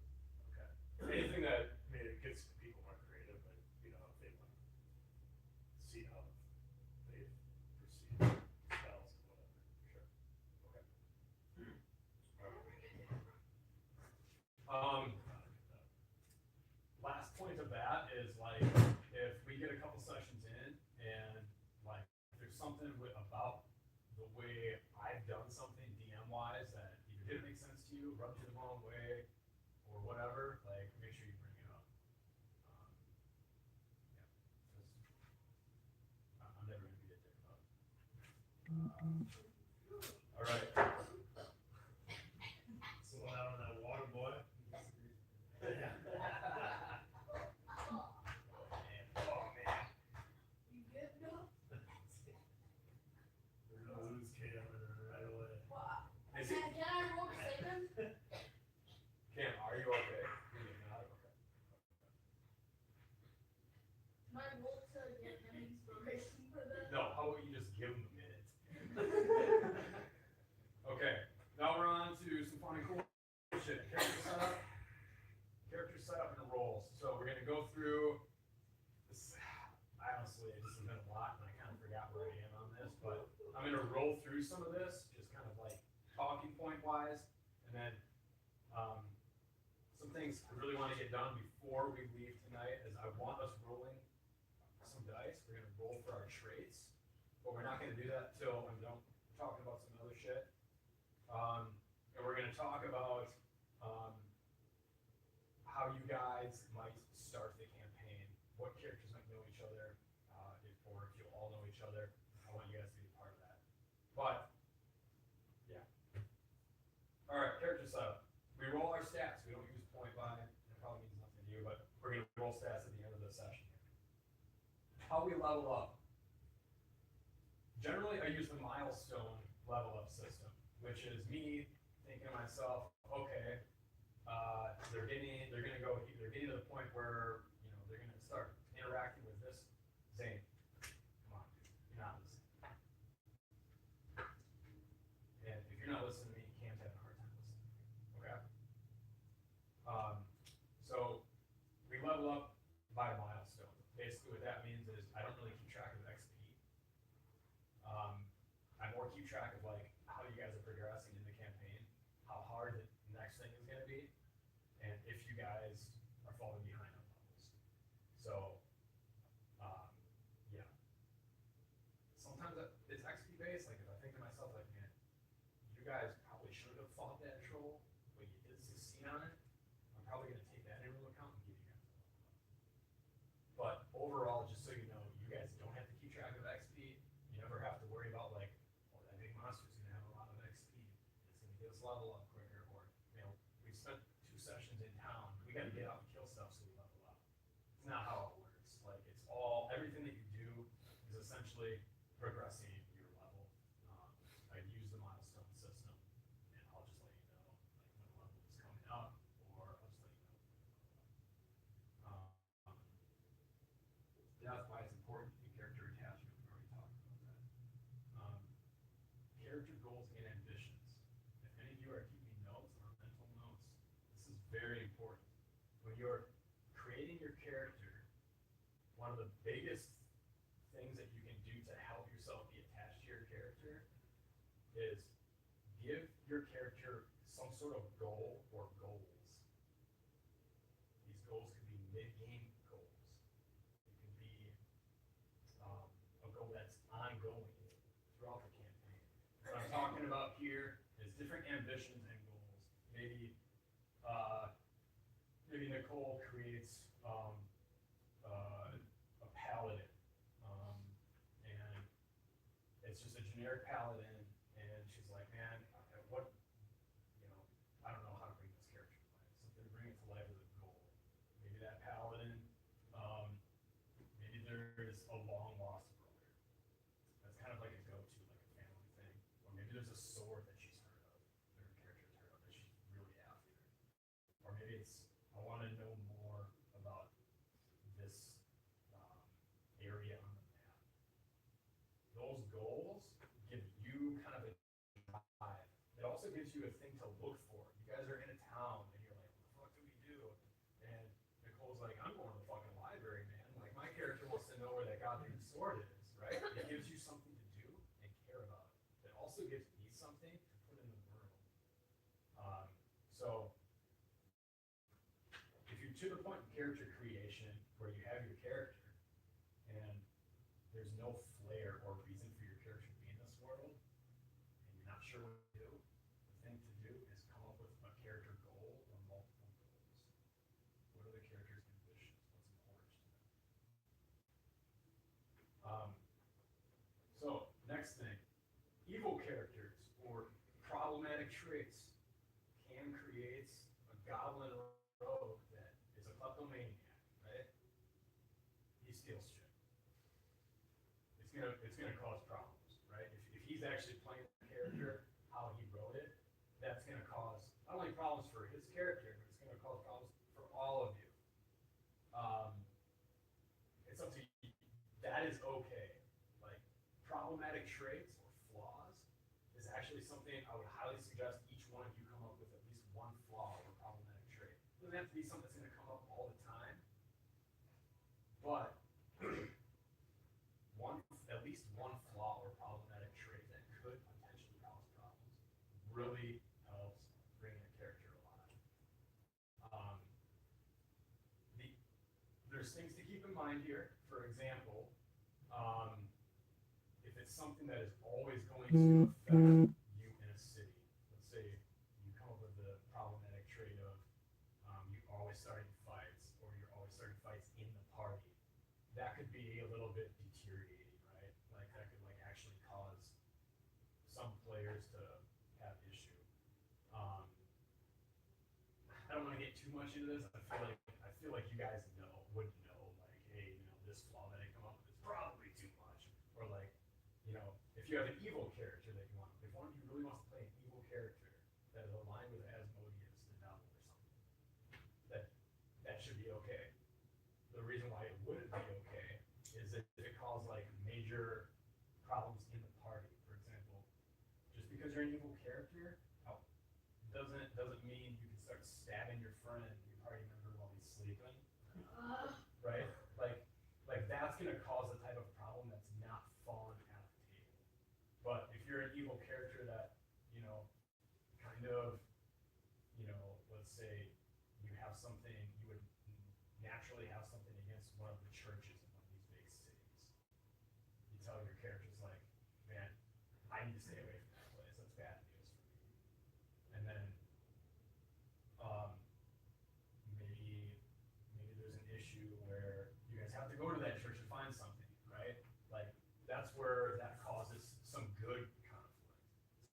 So evil characters are okay for me, as long as they're okay with everybody else, as long as these flaws or evil characters aren't to the point where they're like making it so you guys aren't generally cohesive, right? Like, you guys generally need to be cohesive and generally on the same side.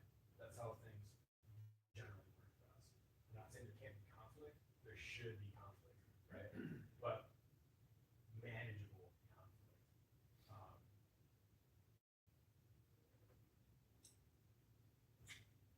Another good thing that I'd like you all to take notes on, if you can, when you're creating a character, it's easy to want to say like, I want to be able to I want to be good at everything. Those types of characters generally don't work out. So I'm going to give you a list of things, and I would highly suggest while you're creating your character, or even if you're not even sure what kind of character you're going to create yet, pick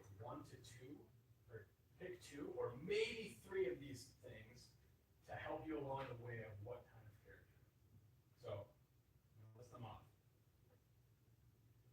Social interaction, infiltration,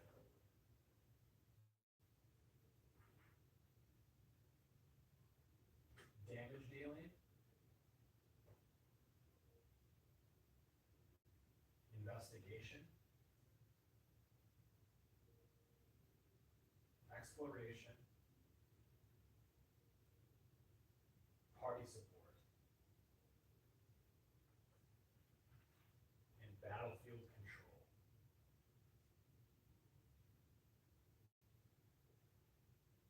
I'm not saying you have to use this as a tool, but if you pick two of these, it's very reasonable to assume that a good character can really excel at two of these, maybe three.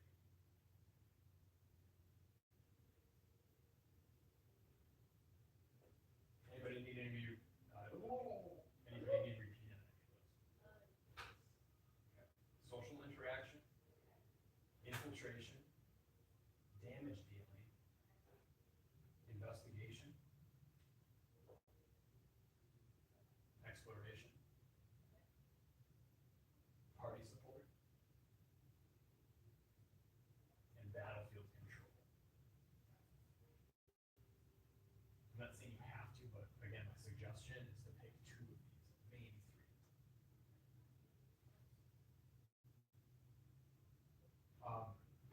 And actually, if any of you kind of know what two or three of those are like, bam, I'm definitely going to want to do this. It might be beneficial to talk about that right now if you guys want to.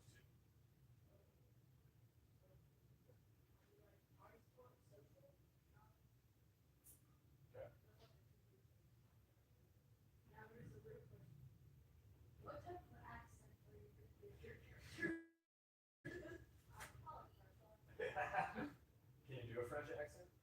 Yeah, pass me the beer. Okay. Anybody else want to share? I kind of picked the same thing, but party supports, was number one, infiltration was two. Okay. Possibly social interaction.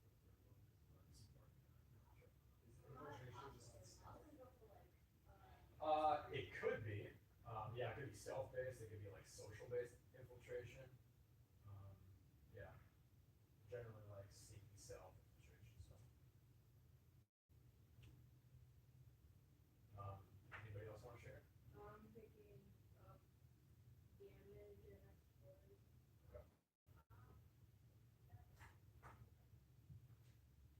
If anybody kind of doesn't know what character they want to play, like class, and subclass and stuff, and wants to know like what might work best for certain things, you can feel free to ask too at any point. Player spotlight. If you want it, you'll have it. I kind of went over this a little bit when I was talking about Garcia Gonzalez and Cam. You know, like if there's something important that you're doing and that you want to do, and you make it heard and known, I'm going to make sure it happens. If Nate is clear that I can see Nate that's trying to do something, we're gonna all focus on that, or I'm at least gonna focus on that, and we're gonna try not to interrupt him unless like something in the game is actually interrupting him. If you want the spotlight or you want to do something, you're gonna be able to do it, and we're all going to make sure that you have the space to do it. Another thing about character creation, blah blah blah blah blah, knowing the rules and how much it helps the game flow.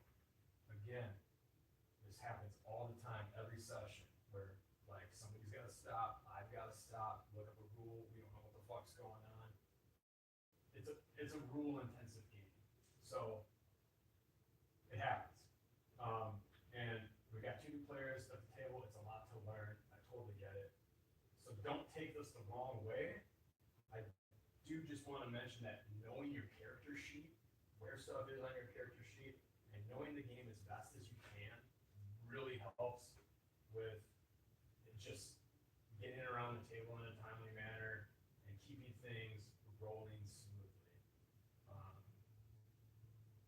None of us are perfect at this. I mean, like I said, it happens every session where like Zane's like, I want to do this, or I ask him to roll this, and he's looking for it, and we got to take a moment to like remind him where it is. Like it happens, right? But part of being a good player, along with part of being a good DM, is knowing as much as you can, and knowing where things are, either on your character sheet or in the books.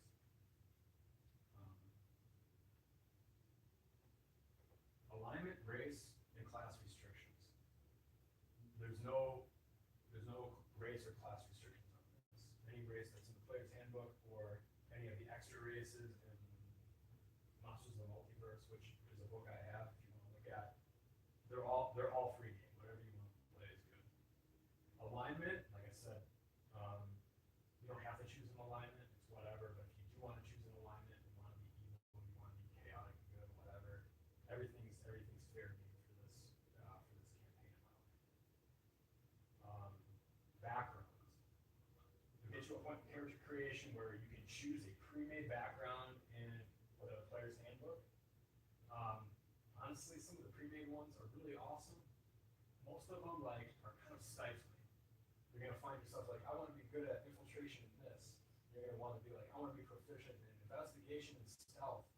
And then you're gonna be looking for a background that has that. You're like, I can't find a background in the player's handbook that has those 2.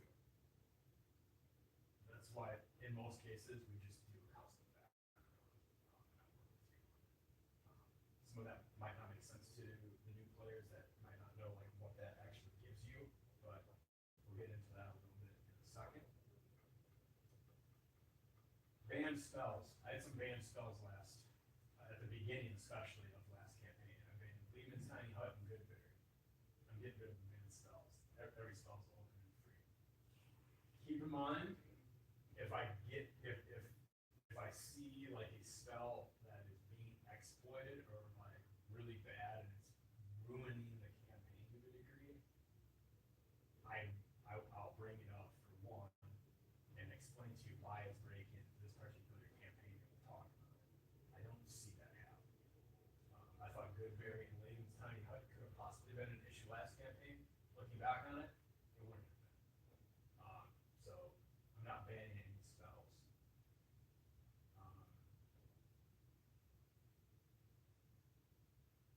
Okay.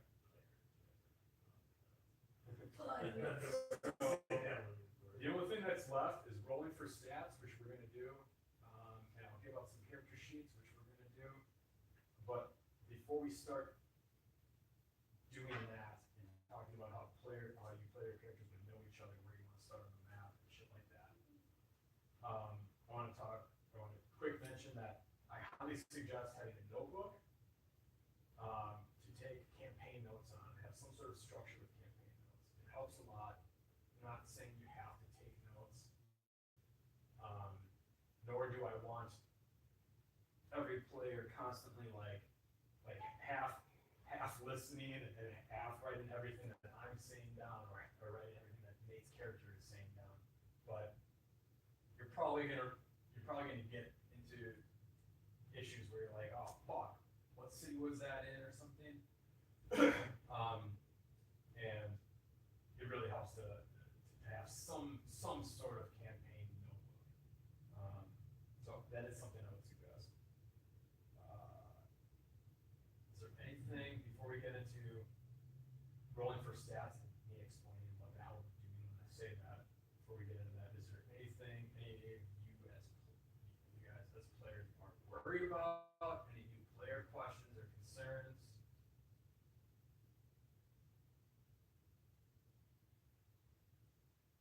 No? Dan? Anything? Okay. Before we roll player stats as well, I just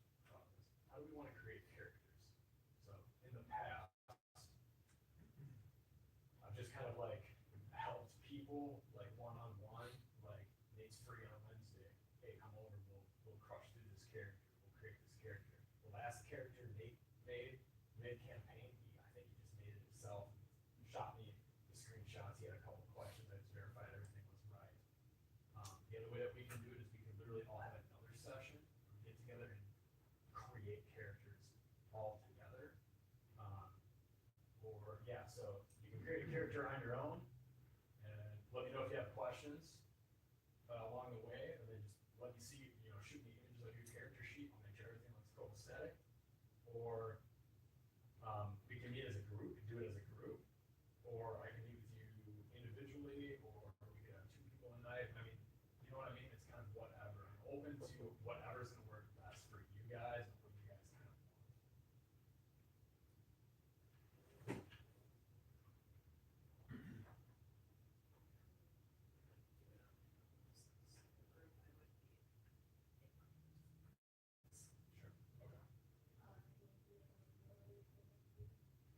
Okay. Do you want help doing yours? Do you want to do it with me? Are you wanting to do it by yourself, or you want me to do it alongside of you? If you have questions.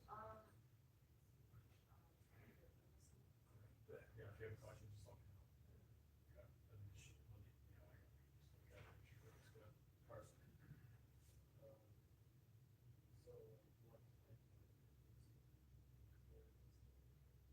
I mean, I would like to have our next session the next time we have you guys, or maybe, if you, I mean, we can talk about that, but that's another thing I'd like to have before we leave, is you guys to say like, hey, we're starting here, this sounds cool. Is that something you'd like to do with a couple other people at the same time, or specifically with me, or by yourself? What do you think? Nate, what are you thinking? I mean, I can do it on my own. Yeah, definitely. Right on. Cam, what are you thinking, man? Cool. Yep, that's totally fine. There's a lot that goes into it. So, we'll figure something out. You can either talk to your parents and let me know when you're available, some like school day after school or some weekend or something. We can get you over here, maybe you can get Zane over here too. We can, go through options and create a character for you. Does that sound cool? All right. So we're gonna roll for character stats. What that is. So basically, if you don't have stats, you're dead. All right, your main stats, there's 2 different character sheets, by the way, which you guys can look at and figure out which one you want to use. But your main stats are right here: strength, dexterity, constitution, intelligence, wisdom, and charisma. And then there's all of these, which are your skills, and these correlate to what these numbers will be. So we're going to roll for these stats today. We're not going to specifically roll for strength or specifically roll for constitution. But we're going to roll enough dice where we have 6 stats, and then you get to choose where you'll want those stats, which will be super dependent on like what character you make, right? Like if Zane makes a rogue, he's probably going to want that rogue to have high dexterity, and probably some wisdom, and blah blah blah. Or somebody's making a fighter, he's probably going to want high strength. So that's what that's what we are rolling for today. Sometimes people don't roll for this. Sometimes they use point buy, which so these numbers can be anywhere between 1 and 20, 20 being like max. And what point buy is like you have a certain amount of points. You use like 5 points if you want like one of these to be an 18, and then you have less and less points to spend. I don't like to do it that way because rolling dice is fun. And point buy generally kind of like gets you to the point where you can't, it takes away the chance of kind of having bad rolls or having really good rolls. So we roll for them. That's how I like to do things. And we don't just roll for them, which you'll see. We're gonna roll 3 different sets, and you can choose which set of numbers you actually want. So that way, the chance of like getting just a dog shit character is like pretty slim. That one does. So how I usually suggest No. setting this up is make a couple columns like this, because we're gonna write, let's see, 18, 7, 12, 12, 13, 10, 1, 2, 3, 4, 5, 6. It's gonna look like this. So each one of these is gonna have 6 numbers in it, essentially, and then you're gonna be able to choose like which one of these sets you want to use for your character. Now, again, we're not rolling specifically for strength, so this 18 up here isn't gonna be, doesn't have to be strength. You get to choose where you want to put these numbers. How we get these numbers D6. is we roll 4 d6s. So I'm gonna roll. Hold on, guys. Watch me. I'm gonna roll 4 d6s. I'm gonna ditch the lowest one. The lowest one in here is 2. Icky. These 3 I add up. That's 9, 10, 11, 12. So the number that I got is 12. I'm gonna write down a 12. If you roll like, here I got 3 3s. Oh, let's say I get double the lowest. I got 2 2s. Obviously, you still lose a 2. What you're really banging for here is you're really hoping for 3 fucking 6s, because that's as high as you can get. It gives you 8. So basically, keep rolling until you have 3 columns of 6 numbers.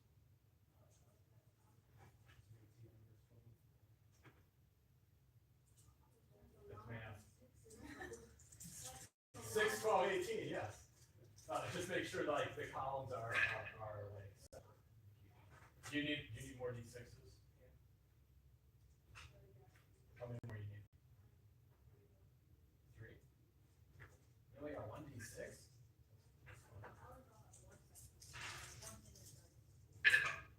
How many columns is it? You're doing 3 sets, so 3 columns.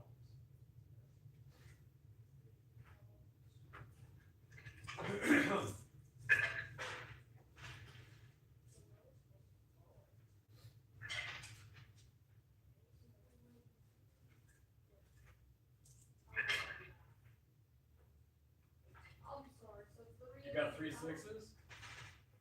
Cam?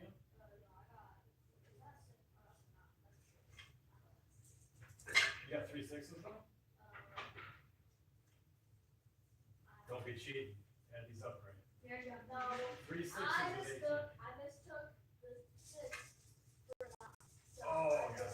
did that. Yeah. A 6-sided die doesn't have that number. I thought that. In each column, how much we go on? You need 6 numbers. So I had 6.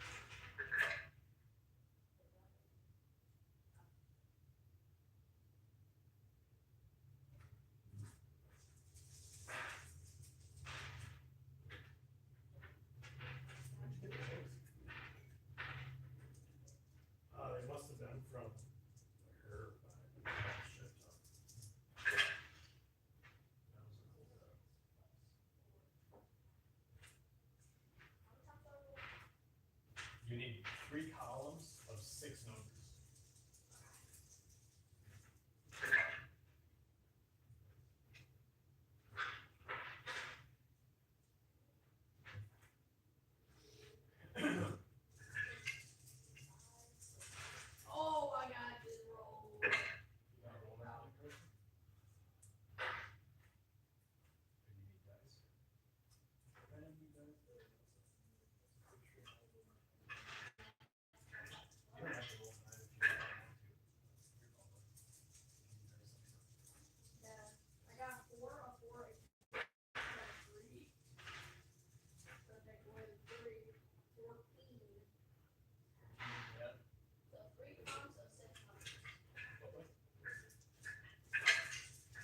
like this can, so like this one, this column right here, I'm already done with. So then I'm gonna roll 6 more, they're gonna go in the center column. They're gonna go 6 more, they're gonna go in the third column. You need a whole set.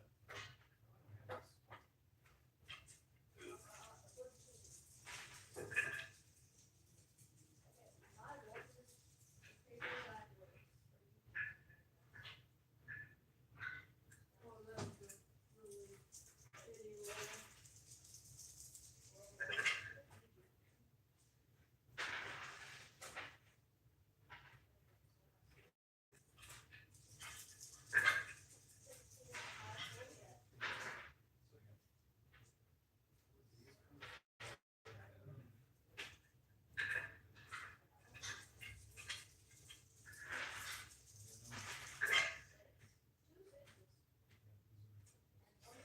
I got 3 5s, Dad. I got 17. Now let's not come back.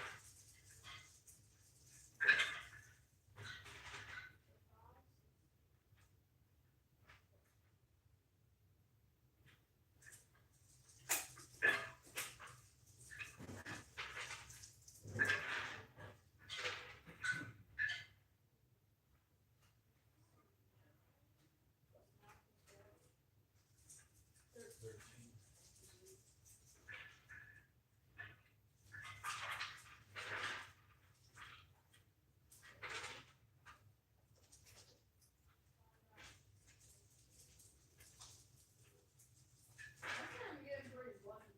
Yeah, I'm getting pretty lucky too.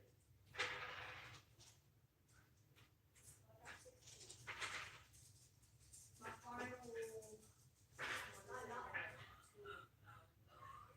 Roll that one, man. For modifiers, 10 is 0. And then 12 it's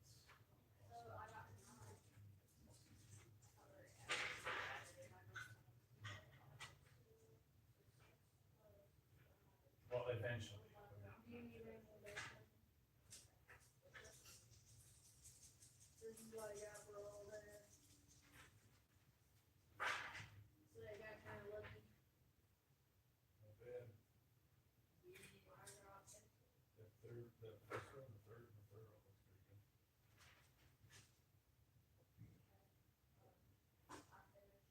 Okay.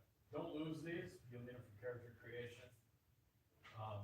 And basically, for those of you that are, for those of you that aren't having me help them or making your characters or whatever, you're allowed to, you're basically choosing one column. You can't mix and match the numbers. So you gotta choose which column you're gonna use. But that way, pick.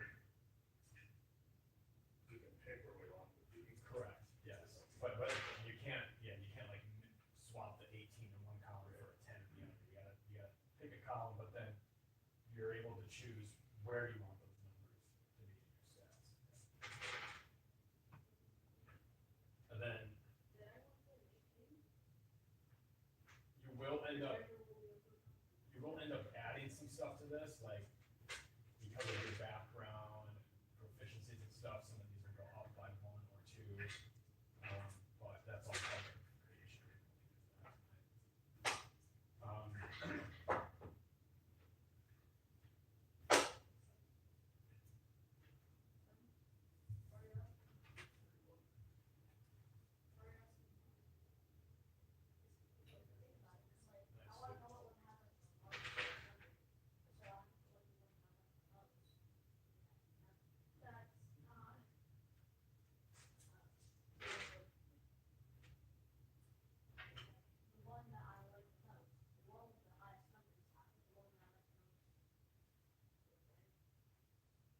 I'm not sure what you're asking. So, do you have your 3 columns? Okay, so essentially, you're gonna choose one of these 3 columns. So, well, you could, like for example, this one's got 17 in it, which is pretty awesome, right? But it also has an 8 and a 9. So, if you were like, I really want to use that 17, the disadvantage of picking this column is you're gonna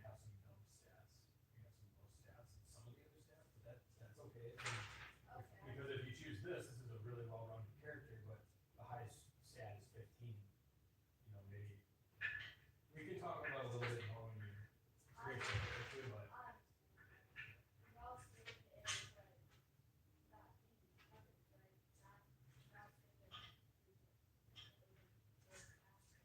you do. So like, you'll choose. If, let's say you choose the center column, you get to choose if you want that 17 dexterity, strength, constitution, wisdom, whatever your main stats. So these numbers will directly influence what your stats are.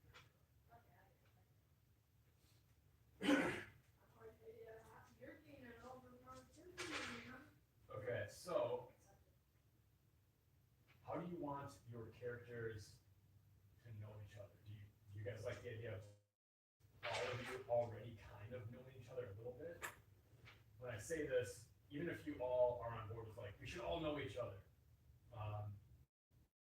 your characters should have some secrecy. Like maybe some of your goals aren't shared with the group already, stuff like that. Maybe they are. It doesn't have to be all secret, but sometimes it's fun to keep one or two things like not out. But you can do that and still all know each other. This is basically like how will you guys know each other for the first session. I usually suggest either all knowing each other already and kind of having like a shared goal, like right off the bat, or maybe some of you know each other, like maybe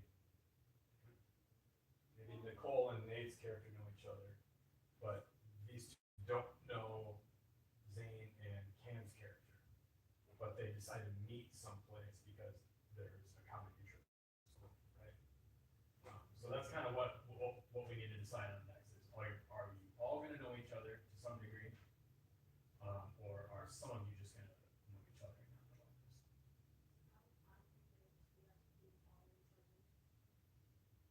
Okay.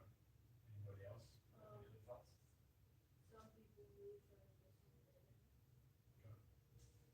How does that exactly work? You said that we need exactly once you meet or do we start at the same location?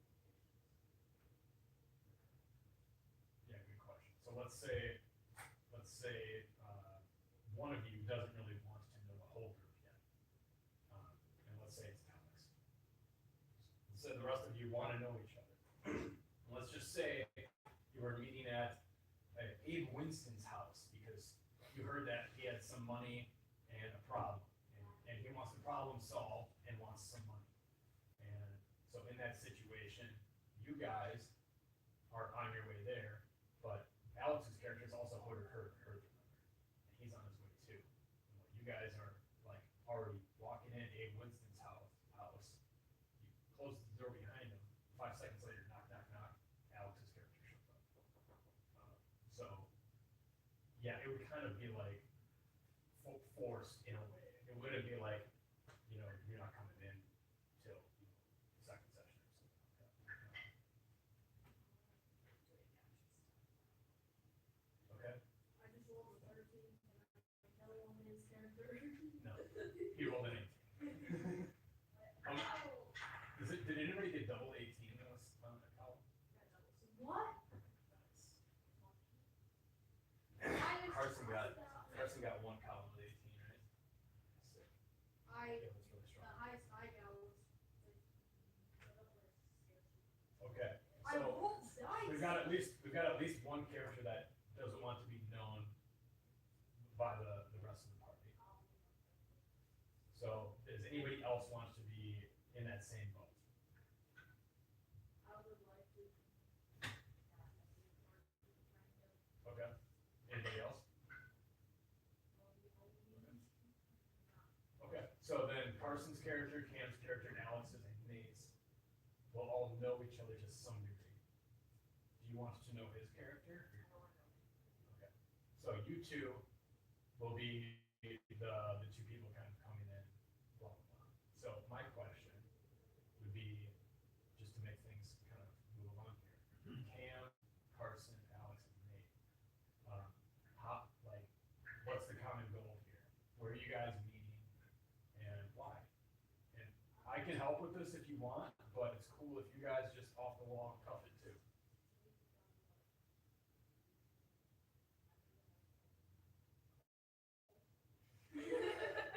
I was thinking guild, but Wait, what? whatever. What do you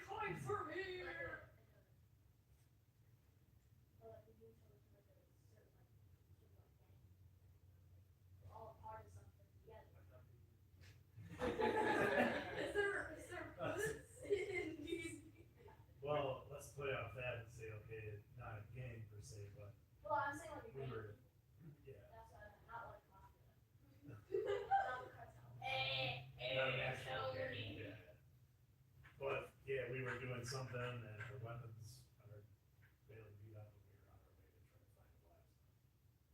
Yeah, Are you guys in like a Abe Winston? You're gonna find Abe the blacksmith Abe the Black. in the county of Ilk.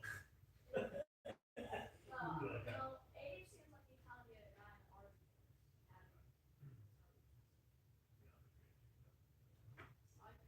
Okay. So, is anybody against the idea of being in like a guild or like a group? No, it's part of the game. Okay. I feel myself in traveling away, but not like kind of knowing someone. Okay. So maybe you're new to the group, or you met them somewhere and they kind of tag along to see if they're good enough to trust or something like that. And also like I have to Sure. Totally. Okay. So, you guys, you three are in a guild. What's the guild's purpose? You guys got one? Why would you do like kind of bounty hunter or something like that? You do like, Yeah, it could be like Thieves Guild, I think Skyrim, Thieves Guild, Fighters Guild, Mages Guild, it could be bounty hunters. kind of like a, hey, you work. You look amazing today. What? I mean, Sorry, I'm you down guys with the were bounty wrong. hunt. Let's try to reel it in a little bit. Okay. Any ideas on what the guild? Zane, chill with it. Any idea on guild or group, or, the purpose of it?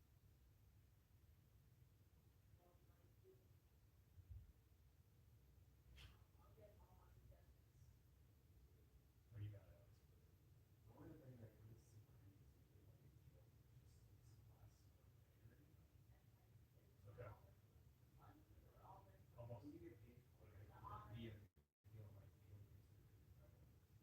Okay. Some general guild, they hire, you got, the guild itself would have all sorts of stuff. They'd have thieves, bounty hunters, good merchants, like a little bit of everything you're saying? Because I was just saying, because like if he's gonna be a healer, support,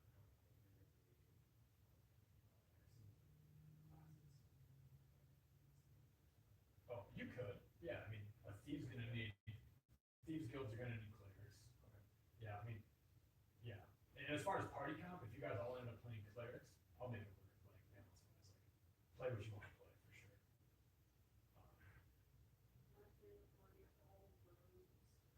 Okay, so, yeah. Okay. Do you guys want it to be like an actual guild, or do you guys just kind of want to be the three of you that kind of like have been kind of started getting together and kind of trying to make money together? Yeah, let's say with the three of you. I'm down for any. Okay, let's do that. And Carson will make your character how it is, but you'll somehow get with them and maybe be on their next part of their next thing, and then Yasha over here and Zane will kind of meet up somehow, and I'll kind of get that figured out a little bit. Where do you guys want this to be on the map?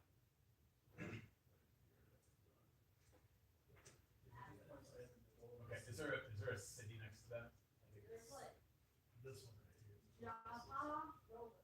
We got Edgefield and what's the? Japa. Japa. Japa. Or, It's Inspa. Inspa. It means inspiration. Okay, cool. Okay, I kind of want to go cold woods. Wait, now we wanna go seaside? yeah, like we can take like a ferry down to the court. Maybe the Guild of Clams then? Wait, no. Let me just, What? right here. What city are we starting at? Alright, let's, whatever. This doesn't have to be where you're from, but what city are you in? The city of Roland and Tall Cool? Okay. Why are you going to the forest? I don't know. It seems like a west. It seems like a fourth. Okay. Okay. So Abe Winston is a secluded. Oh, he's a blacksmith. Okay, he's a druidic blacksmith. Okay, and he likes to be by himself, which is why, and he doesn't get much business or care for business, which is why he's in the middle of the fucking forest. Yeah. What does he have? Or no, you just heard that he needs something, maybe? Or what? Why are you guys going? Well, how about like a in that and now I've left that. He's a druid. He doesn't care. Abe Winston doesn't have that. He's living off the land. No, I got it here. You guys are going there to sell some crypto. Okay, how about like someone how about like a lawnmower or something, and we have to like collect them. He killed my family. Alex, Nate, any ideas? Or you?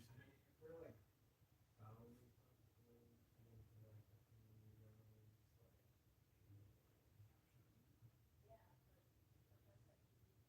Yeah, Okay. Okay. How about that? Okay, I like that. So somebody else hired you to get him because he owes them something, and you're just taking their word for it because there's money. You also heard about this, so you want that son of a bitch. And you heard about it, so you want that son of a it's like bitch. we all have come to a clash, and then like we're like, oh, we're friends. I'm bounty hunting to kill this guy. How does that sound? We band together for the greater good, for the removal of rod. Does that sound okay to get things going? Yeah. All right, cool.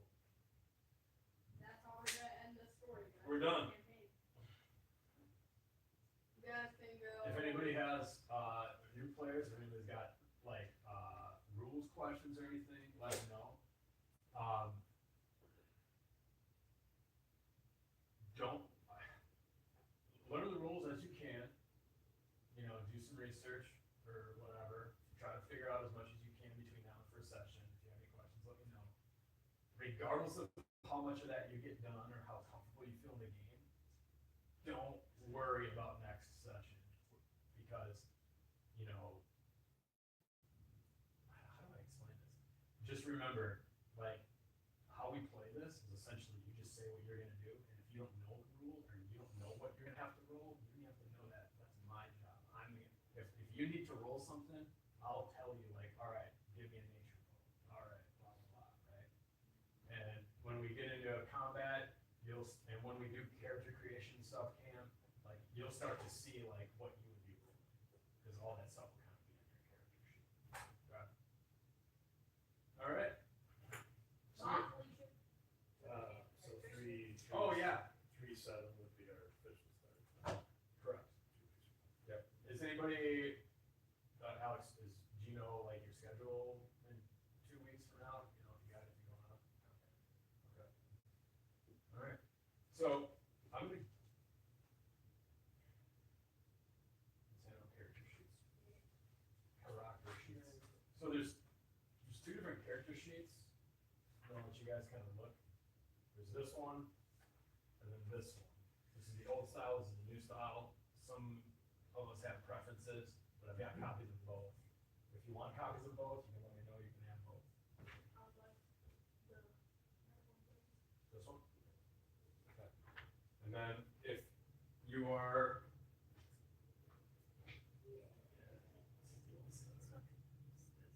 You know what I'm gonna do?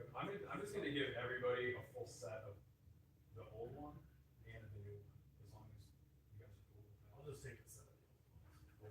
I think this is my character. I want to do that spell sheet, man. Oh, I already.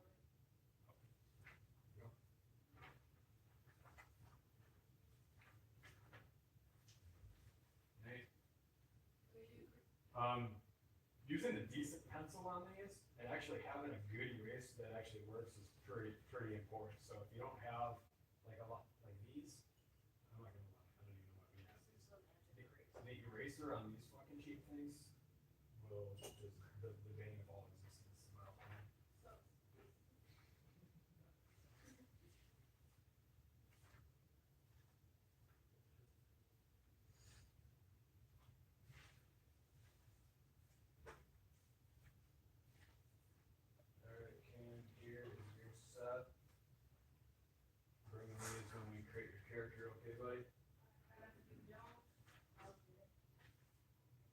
set of the old ones in there and the new one. Yeah, it looks. I said 118 everyone. Carson likes the old one, right? How you know what's some like and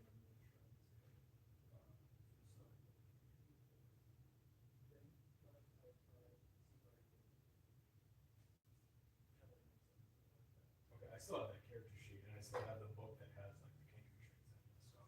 I have 2 blank. I was thinking about making You just need you, right? my old it's like can't do it to like a stranger, but I'm trying to get somebody even more. Hey, Cam. This is the Demogorgon family. That is the Demogorgon. Very sharp tongue. Does anybody have any ideas on class or any questions on class? So what would be like a support class? Good supports are bards, clerics, paladins. Rangers have a lot of like combat support, crowd support kind of. But yeah, your main like support classes would be paladin, cleric, and paladin, cleric, bard.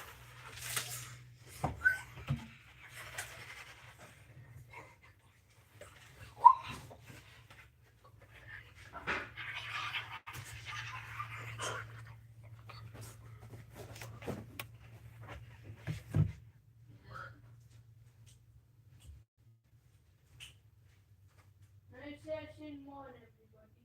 0. 0. Side road. Is your character name gonna start with a Z this time too? Yeah. It's very hard to pick one now. What? Zoro? Or Zoro?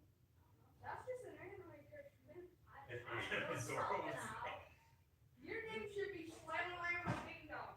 Abe Winston, of course. Hey, Winston. Yeah, but don't forget about That's Darcy. good, man. That's a name. Gonzalez.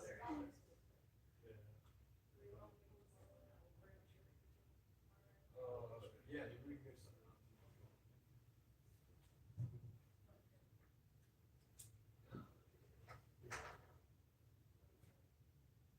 Let's get it. Oh, Cam, your parents were picking you up? Okay, you can probably message them now if you want. Or are they just coming at 7 or were you gonna message them? Is it Nicole that's picking you up tonight? Yeah, maybe shoot her a message and let her know that she's good to come. Actually, Nicole. Damn, I know. It's Garcia. Gonzalez. I know. Are you just like, are you running with that? Damn, man. Oh, no, my name's That, I don't know. That sounds like a good name.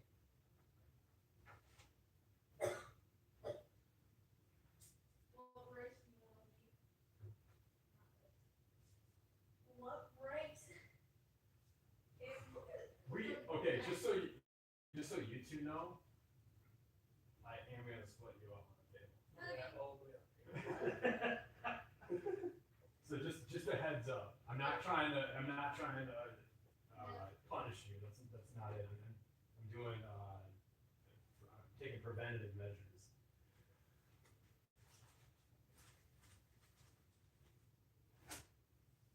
Now, my friend's gonna be either Abe Winston or Garcia the Goat. Well, you guys said Abe Winston was the druid blacksmith, so I mean you can't be friends with him. Maybe have like a we take down the guy who wanted to take down Abe Winston because Abe Winston's a pretty cool guy. I mean, maybe that's what you decide, but you'll have to figure that out with the party next time. I'm doing possible stuff.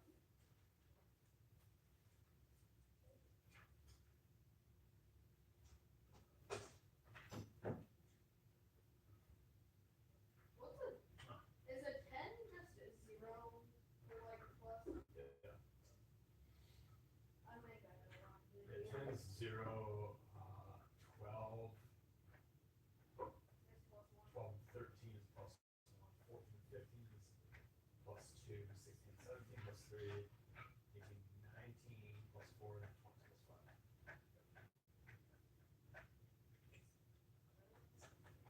No, the other races are. You're looking for races. That's in this one. Oh yeah, okay.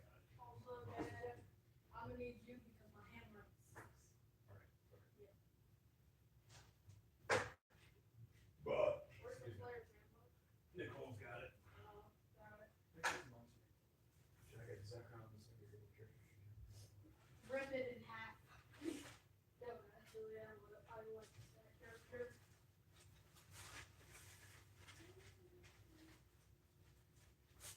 I'm really not looking forward to tomorrow being Monday. So that's a bummer. Damn. Yeah. Oh, you're going to. Especially bump it since up. last week was so fucking dog shit slow.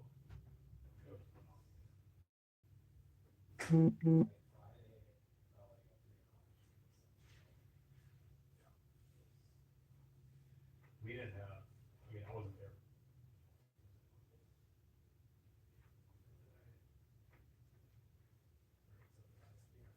But it would. I mean, the rest of the week was not busy. And I'm cool with having like one day like that. It's kind of like a breather, but when it's all week. You get the jury, that's the only jury at all, basically. Yep. And it's on the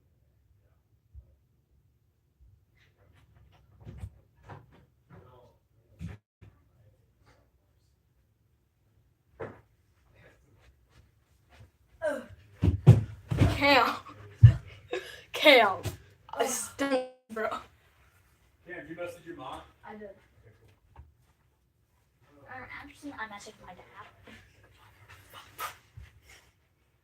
So, bro. I feel like. What? Don't touch my Legos. Bro, this is our apartment. People are downstairs, bro. Plus, you made a mess on the floor. And then my dad's gonna probably have to clean that. Just a slow this week. So can I guess that this one's your bed? Hey, bro. We think my little dragon. Look like a dragon. My Squishmallow. Also kind of looks special. You say. Bro, you say. Bro, stop. Stop. You want to open the chest? Ukrainian iron belly. Do you want to open the chest? Mm-hmm. Too bad it's a fucking mimic. Okay, get out. Get out. Not that, okay? Walk out. Hey, I'm sore my arm, by the way. Bro, You want to watch? Because I got a shot. I got a shot. Come on, man. Where is that? Upon me.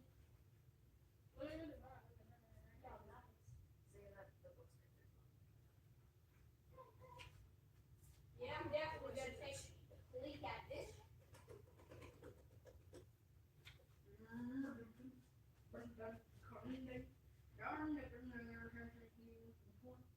And if you can just try to let me know sometime this week. Some days that might work for you like that.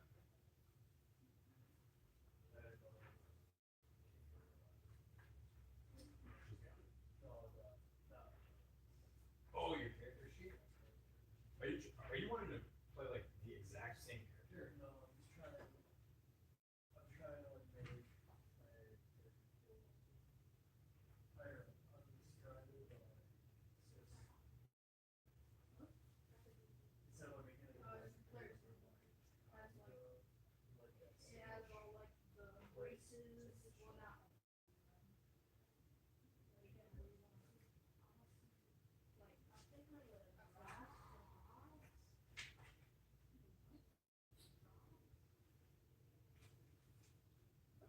Are you gonna make it a different class and stuff, or? I'm making it a ranger, I mean, but. Is it a class or like?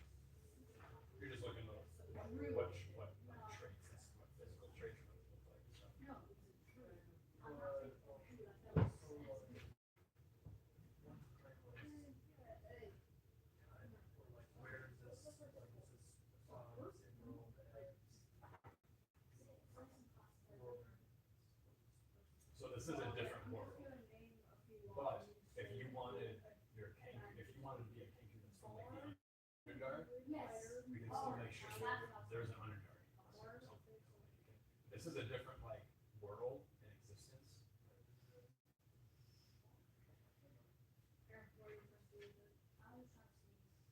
You don't want it?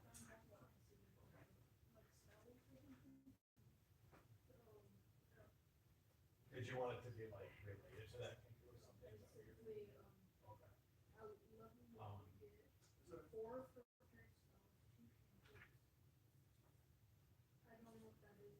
Okay. I just want to say other ones what we could do is it could be like not a different world, just a separate continent.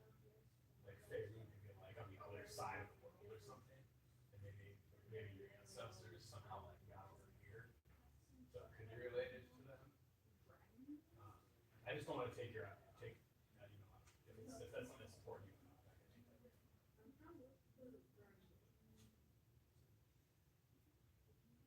do you want it to be the kind of the same world, just a different continent then, or so it can be related? Check him out.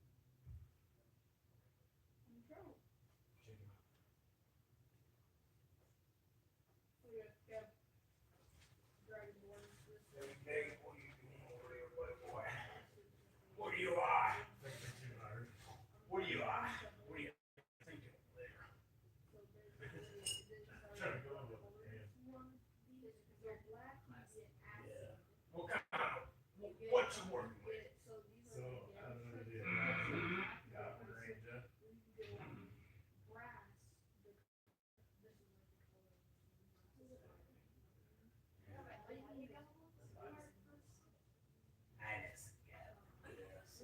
Then the actual. Give me a letter. Give me a letter, would you? You got a letter? No. Large. Large. Or, I didn't know that, yeah, that's a different.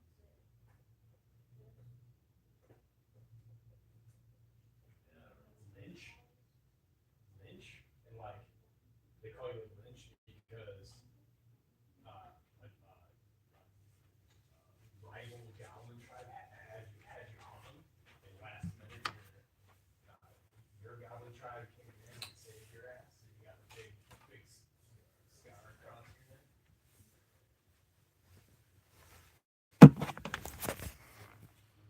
What's up?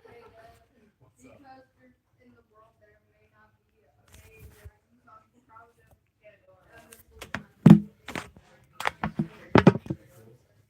Is there actually one? That's why I figured out. I'll come on. Oh, those are the neighbors. I can't wait to go. Oh yeah. Yeah, like, I got to go. Oh. Yeah, you wanna look at the list of goblins? Not really. Okay. I like to go on the phone, there. Nick, what are you thinking you're gonna be? I want to be a goblin ranger. Oh, so a goblin and a useless class. Nice. Trust me, Rangers are not useless. Yeah, you'll see how useless I am the first time you meet me. Alex just wasn't using half of this shit. Yeah. Yeah. My character is a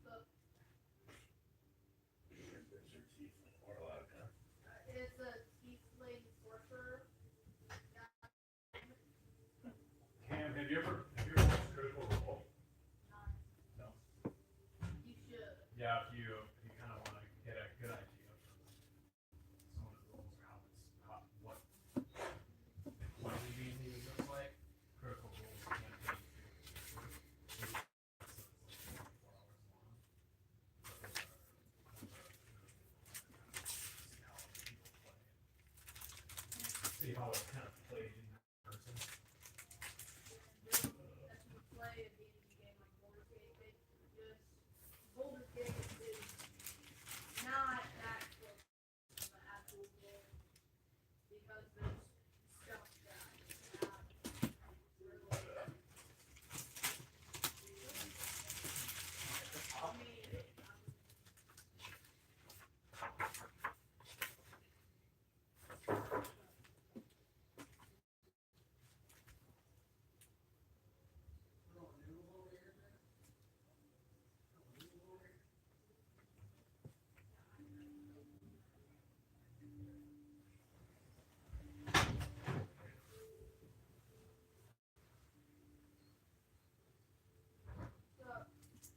wait, so. Cameron, you're supposed to be watching for your eye, or is she gonna? You're with her, Nicole, this weekend? Is that right? What the hell? And so 2 weeks from now, like, not next Saturday, but the Saturday after, you'll be with her again.